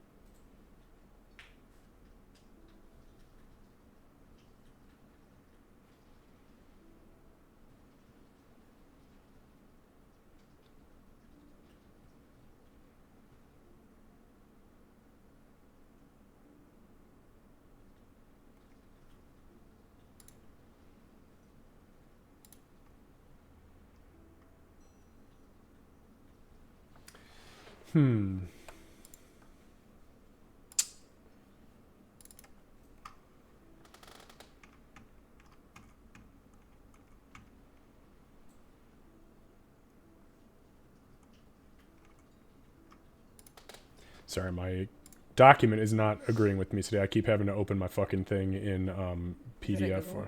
Yeah, it's I had Google. the It's same being a issue. bitch. It's Yeah, being a I was bitch having the today. same problem earlier. It doesn't want to give me previews of my shit that I'm opening, so it's like I have to keep fucking going back to the actual document. It's pissing me off. All right. Anyway, sorry about that. While that's opening, is my sound better? Yeah. Yes. Fantastic. Okay. Alright. No idea what happened. I could hear all of you guys fine, so. Stupid internet things. Is your headset wireless or is it wired? Nope, it's wired. It's probably my noise cancellation software that I use. So that when Alex is here, they don't come through super loudly. It gets a little wonky with Discord because I have to turn off the Discord sound cancellation so it doesn't freak out. So he says, I know the magic that is within the confines of your weapon. I don't think that there's anything here that will benefit you more. Not in my stock, anyways. I do have another bow that is got a stronger string on it, but it will unfortunately remove the magical properties of it. Okay. Thank you. I'm good.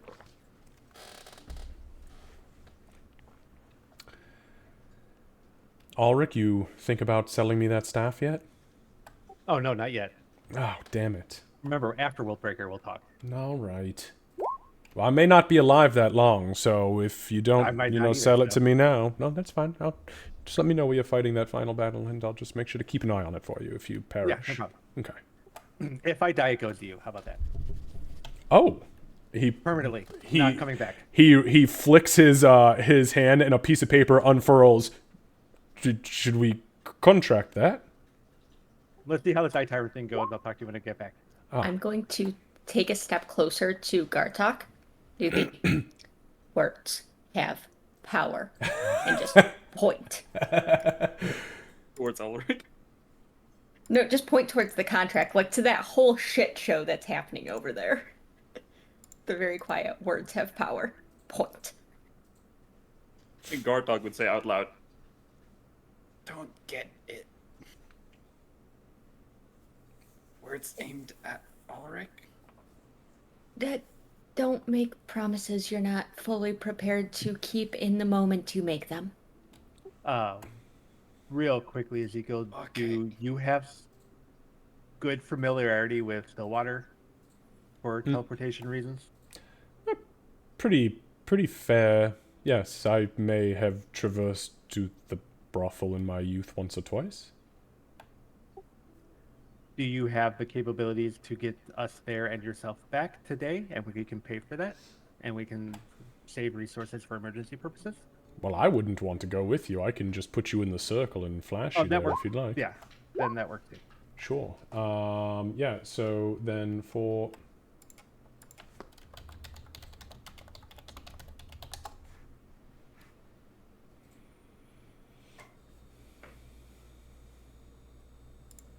I'll tell you what, we'll just say...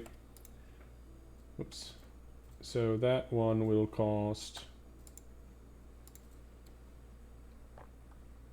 50, there are 5 of you, so 250 gold pieces.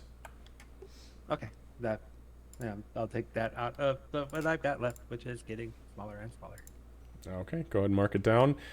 He sets all of his own stuff down. He picks a piece of chalk up, and you guys can see has got like gems kind of ground into the chalk stick. And he goes to the teleportation circle, and he traces a couple sigils outside of the actual platform itself. Well, if you're ready to go, I can get you as close as you like. Again, I have familiarity with the area, so how close exactly do you want to get? Do we got a map?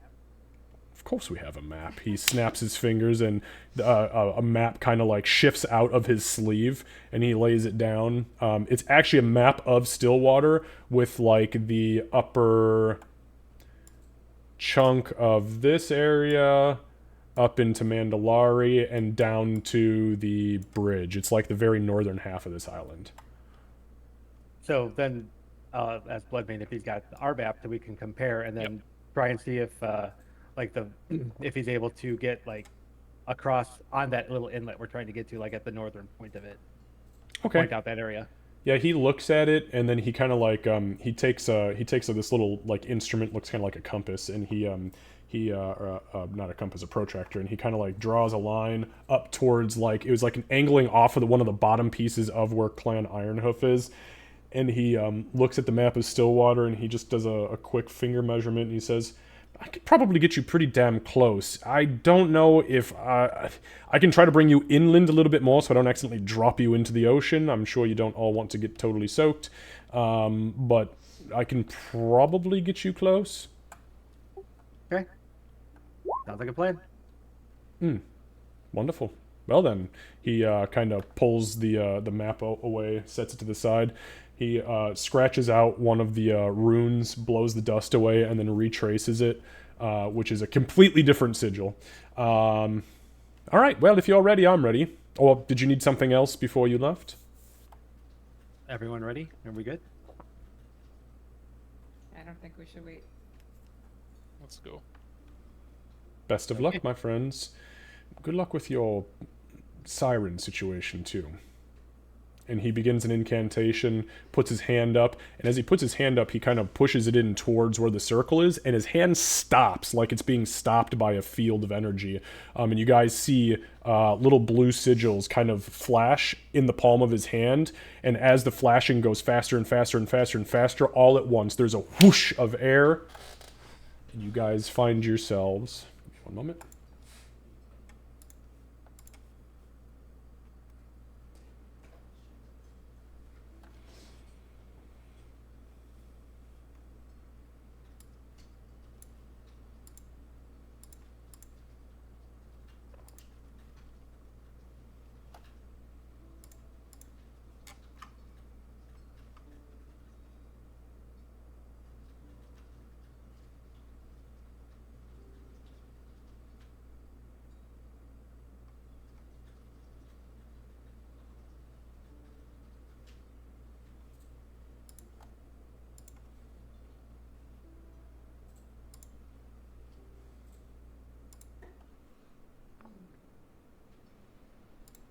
Okay, so you guys find yourselves right about here.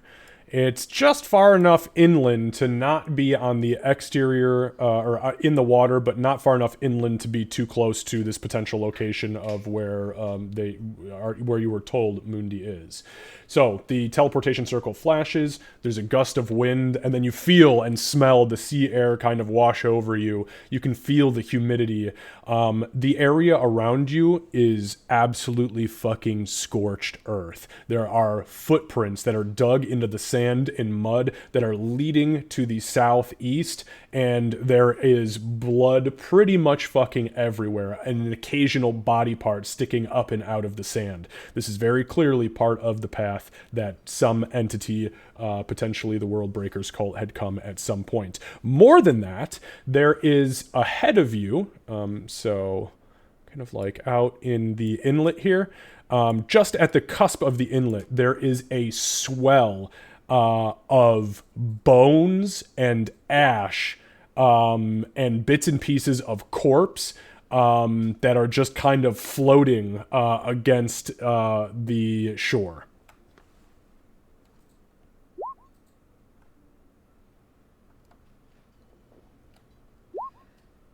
So, here you are. May I ask what terrain this is, please? I would consider this... give me a sec. What once was is not always what is. Sounds like a scorched earth terrain, because that's kind of where we're at right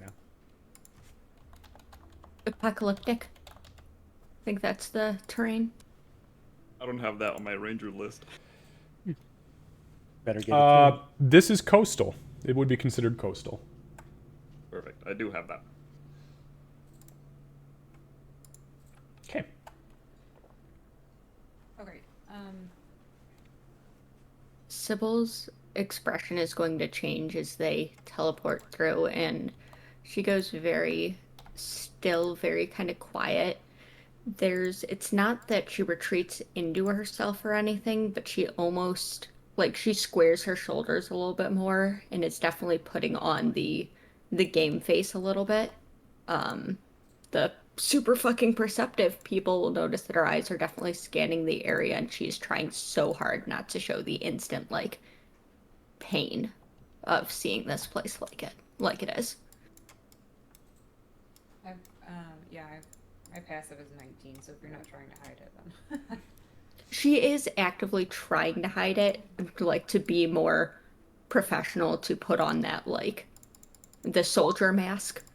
But I don't think she can hide it fast enough to get past that. Yeah. Oh, definitely not past all her. 2 to 5. For a dragon, I have the eyes of a hawk. Hawk eyes, goat eyes, lizard eyes. You'd feel Wynni's hand on your shoulder, Sybil. Even without doing like an insight or anything, she knows that this was your home, so you'd feel her hand on your shoulder and she'd give you a little, kind of like a little squeeze trying to reassure, but she doesn't say anything. And I assume you'd feel the same weird vibration sort of feel that Blood Minion. Let's find Mama Mundi.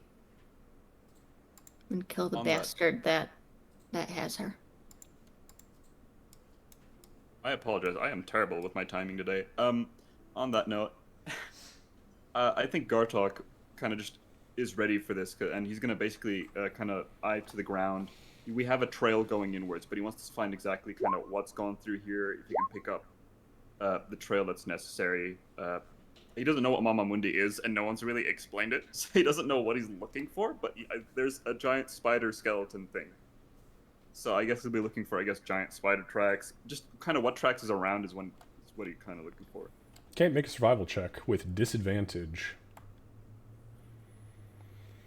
This is to track, correct? So, Yep. cool. That means I technically have a plus 16.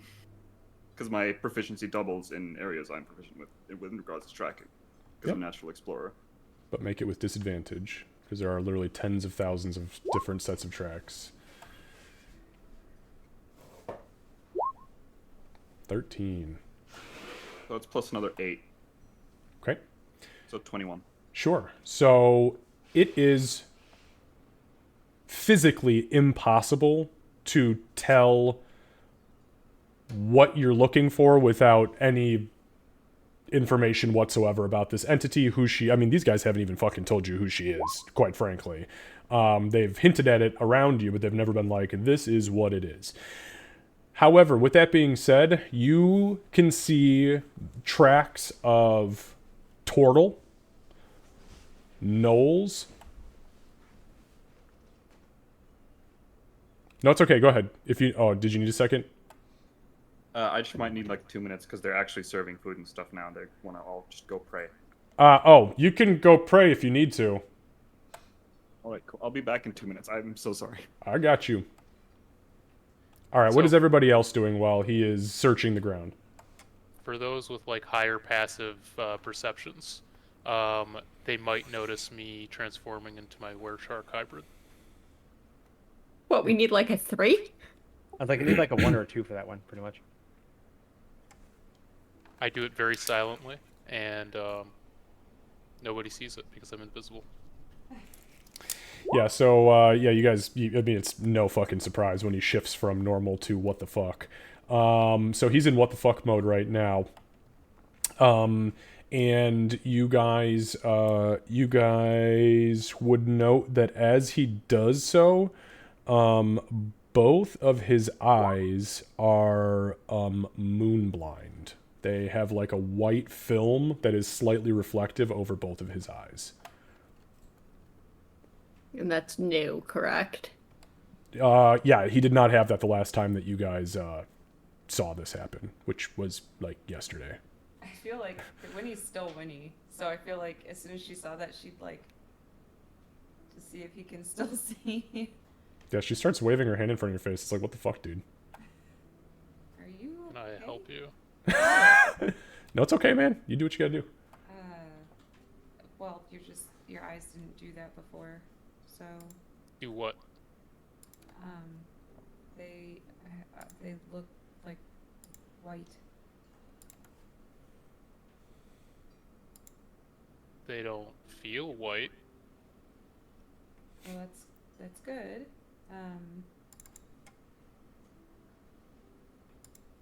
Yeah, as long as you can see, she'll just kind of like stand back a little bit. I'm having no problem seeing, right, Kevin? No, it is crystal clear. Arguably better than it was before. Well, I feel like I can see all right. Okay, he's shifted. He did his hybrid form. Mm-hmm. And his eyes look weirdly moonblind, even though he can see. All right. And they did not do that yesterday. So is everybody? So first of all, does everybody have the resources they need before we blindly go running in? I've got no desire to die again right now. At the moment, I have a number of blades. I have a potion of healing and a potion of greater healing, a potion of lesser restoration. And if we had time and inclination, oh, that's super creepy in the background. Oil of sharpness. Okay. I feel fine. I'm ready to go. I have one potion of healing on me at the moment, which I mean, really all I need. I'm pretty much a giant potion, so. And I have. I'll make sure I have a potion on my person. Yes, I do. So I've got a potion on me, and obviously we have more in the bag. We just that takes a little time while we're in the heat of the moment. So Gartok, do you have potions on you? For everyone who does not actively have a bag of holding, where are your potions kept, if it comes down to that? Mine are here. She points to the bandolier. Yeah, Winnie has hers like very clearly on her belt. Yep, all of mine are accessible. Garatok also has like this kind of bandolier type thing where normally he'd hang his arrows, and now he just has the quiver Bellona, and there will also be like a potion attached. Okay. Ulrich, I am hoping that you won't need us to find them for you. I am likely right here on my belt. Sorry. Perfect. Sybil's going to take the action, pop up the hood of the cloak. As we get closer, I can scout ahead a little. I am confident in my ability to navigate here, but not in my ability to not be detected by magical means. I don't know that we should split up. Like I said, it was watching us before. If you step even 15 feet in front of us and we can't see you, you're going to end up like I did the last time we were fighting things. Yeah, I would agree, but when we do go to try and kill this thing directly, I will do everything I can to not be seen in that moment. That's fine in that moment. Which means I'm keeping this hood up because I don't want to have to spend the action to put it up later. I believe the term is die loudly. Yes, definitely do that. Or not at all. Right, Remember- but if you have to, die loudly, so we don't. Ah! You're not dying, shush. Also, Oh, sorry. we have... Well, it will likely know we are here if it did not already. Shall we? All right. I also, Sybil, I need you to steel yourself because it's possible that you're going to see something horrific that will bother you much more than the rest of us. That I could see the dismembered body of the person I care for immensely? Yes, I'm Or aware. worse. Or worse. Or worse. I know. But I saw a troop drained into nothingness before me. So, gotten a little bit of a jump on this. Shall we? Kartak, we are looking for an elephant person. Elephant. Should be How like big big like, feet? When you would try to remember, like just how big that would be, and just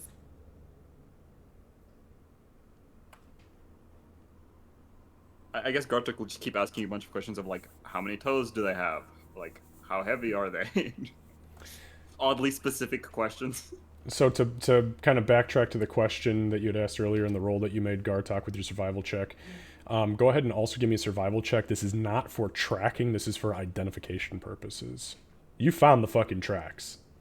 All right. I also like to point out that I actually got a 17 out of 21.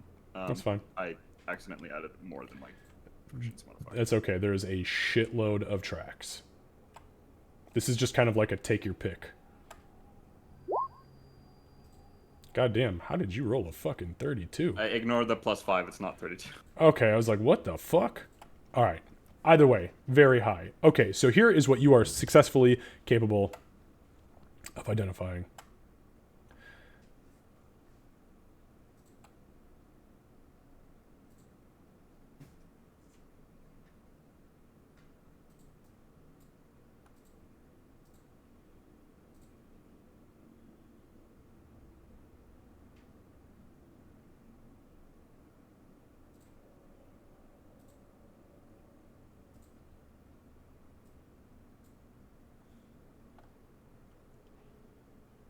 Sorry, my sister came in and started telling stories. I told her, can I talk to you later? Sorry, man. Barbecue day is barbecue day, right? Okay, so you are able to identify the following prints. It is hard to tell how many creatures they belong to, but with your rolls, you are estimating somewhere in the numbers of tens or hundreds of thousands, okay? And you identify the following types of creature tracks. Goblins, giant spiders, lizard folk, hobgoblins,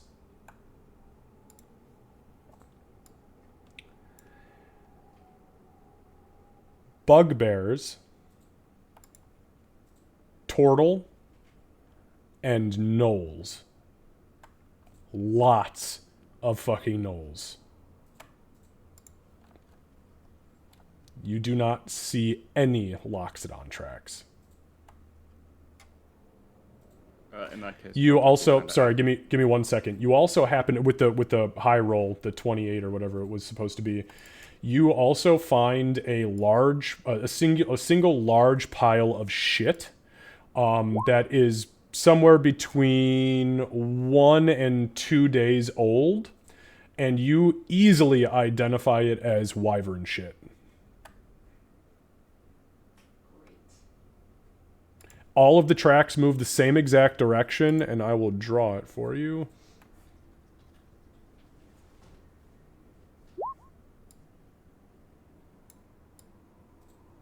They all move that direction. So you guys see Gartok is kind of down and scouting the areas. You're telling him the things about the Loxodon, and you can do with that what you will. Alright, in that case, Gartok will kind of pop his head back out. And he'll kind of go, Many tracks. and he'll kind of like point to like all over the field. I see. Goblin. no. No. I'm going to take a COVID test later. Okay. Sorry, I have V to my talk key, and it's like typing V every time I talk. Big spider. Some like me. Hobgoblin.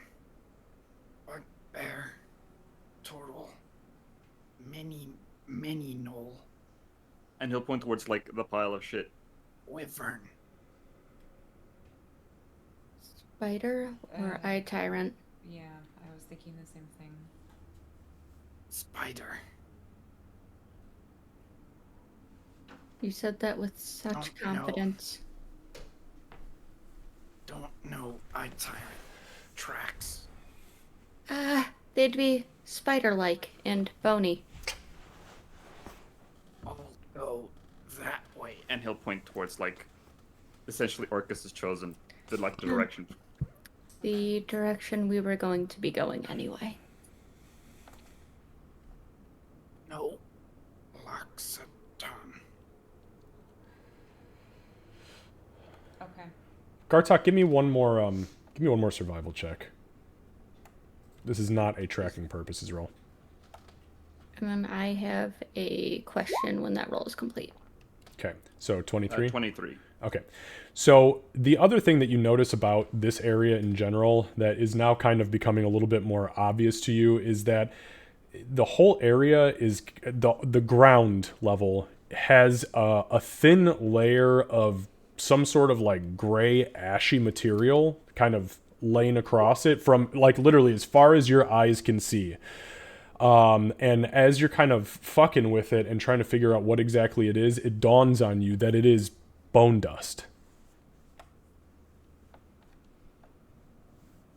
In that case, as you see Gartok do this thing and he like fucks with it and probably tastes it, he'll kind of go, Bone dust.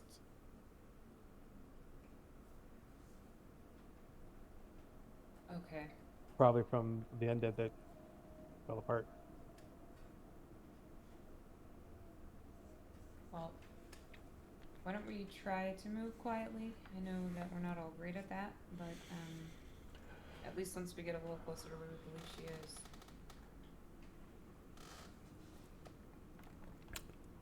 Go ahead, Sybil. What do we hear? Are there sounds of life or not life things anywhere?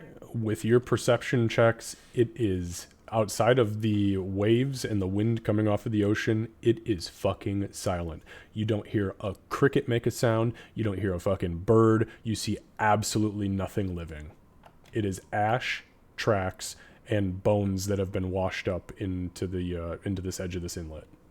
It will be harder to go unheard, considering I can't hear a single thing left alive.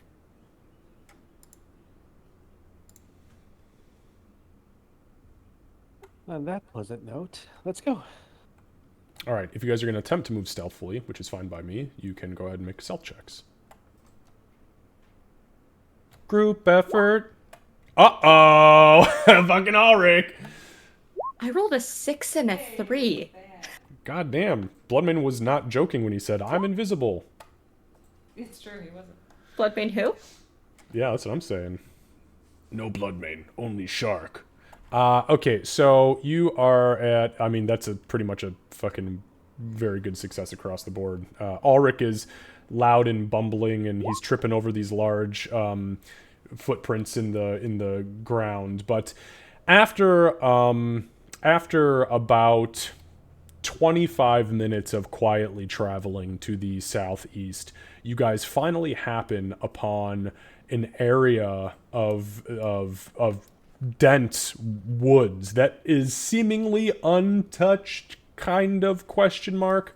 What you see ahead of you grabs your attention as you begin to walk towards it ever so slightly.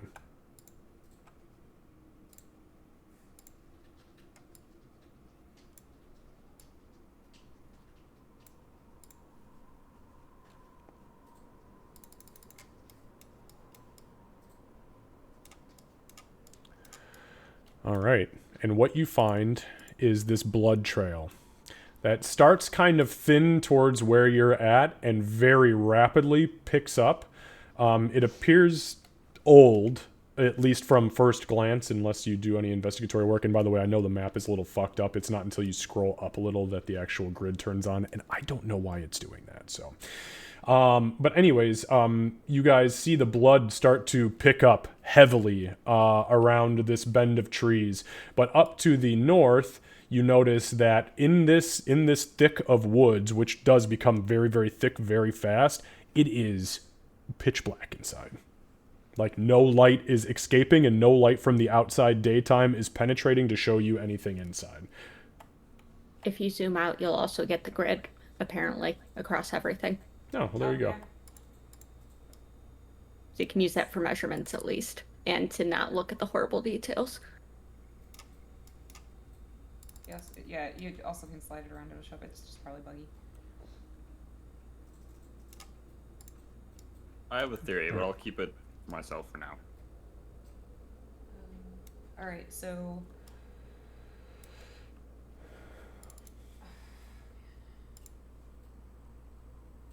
Just for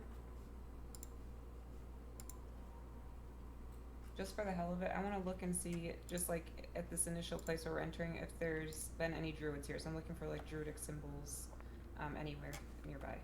Okay, make a perception check. Do it with disadvantage because of the state of the surroundings. Ooh. You don't notice anything that stands out to you? Okay. Definitely nothing druidic. Nature has been very fucking tainted here, though. You can definitely tell that just naturally. Okay. Is this blood fresh? You can. Are you taking a closer look at it? Yeah. You can go ahead and make a survival check. So the blood is probably a couple of days old. It's dried, but still kind of wet with how close you are to the ocean. And it's definitely caked into the ground quite a bit. The spots, especially like up here where it's become more, or where it is more dense, you can see just kind of pools of coagulation. Forward. Yeah, I'm gonna be pretty much right on. I'm gonna be right on your heels, Emig. And to be clear, you guys have diverted ever so slightly from the main path at this point, and you do not see a trail here like you were seeing with the Thousands. That continued further south. This kind of veered off and closer to the coastline. We do not want me to slip ahead at all, correct? I don't think it's a great idea. I will defer to your wisdom. And it's said completely seriously, like there's no sarcasm or anything there. Okay. As far as like referring to the map, right? Is this direction like away from the footprints? Does this look more in line with where we were told we needed to go? It's tough because it's still a pretty large area. So your investigatory work may lead you to that conclusion, but it's, I mean, you know, it was still a big fucking dot for what, you know, we were looking at a mile and some change, but there's definitely nothing leaving this, there's no light entering or exiting this part of this zone, so, and there's a big fucking blood trail. If it quacks like Gartok, you know. Then it's probably a cannibal. Yeah. Oh, yeah. I'm gonna just throw up mage armor for now, just to be safe, because I forgot to, and it hurts when I don't. You didn't do the wake up stretch mage armor? No, I did not. And I always have my shield out now since I'm a warcaster, just so that we know. Okay. All right. So, with that being said, as you guys begin to move ahead here from around the bend here, you can see the blood does get thicker and thicker and thicker. And with your passive perceptions, I mean, it's not even really a passive thing at this point. You guys can see that underneath this tree right here, in kind of a straight line from where you guys are, you can see two corpses. They appear to be corpses laying. at the what looks like entrance, like a path kind of leads up and into these woods, but there are definitely 2 corpses lying up here. With that being said, it is 1:58, so I think we'll go ahead and call it here and pick our investigatory work up next time. Damn it. Next month? Yeah, next month. I know. I know it. We're making progress. You Some of are us are evil. much less dead. I was completely not watching the clock in any way, shape, or form, so that threw me off so much. So, like, It's are they? terrible sometimes. Yeah. D&D Alright. sessions always feel so long, but it never feels long enough. I know. All right, Yeah, guys. I can't wish for more time. So Yeah, you could, but you're gonna have, there's gonna be dire consequences. Yeah. Please don't. Now I'm gonna go take off so I can do my other D&D game today. So hope I don't die there. All right. If you Okay, do, have fun. Come back as an ASMR. Yeah. I hope not. That would be so bad. I get disadvantage in all things light. Ain't no party like an Azamar party. it is a pretty cool thing to do. All right, guys. We'll see you next time. I'll post in the channel just to kind of start getting a feel for what we want to do next month. I mean, we still have a few weeks, obviously, so I'm not gonna rush it or anything, but just to have the idea in mind. Yeah, November starts to get a little wonky. Okie dokie. All right, we'll see Alrighty. you guys. Alright, see ya. All right, friends of the stream. There is literally 2 people streaming right now. One that I will not raid for a couple of reasons, and one is somebody that is not playing anything interesting and has about 4,000 viewers because they're a commercial channel. So we don't have anybody to raid today. There's literally nobody doing anything. So we're gonna go ahead and bounce from here for the evening. Or for the afternoon, I should say, and then we will be back tonight with 7 days, and yeah, we're gonna do another 7 days spooky season session, and then we'll be back tomorrow for Boundless Valor. We'll see you guys, and thank you so much for hanging out. Bye bye.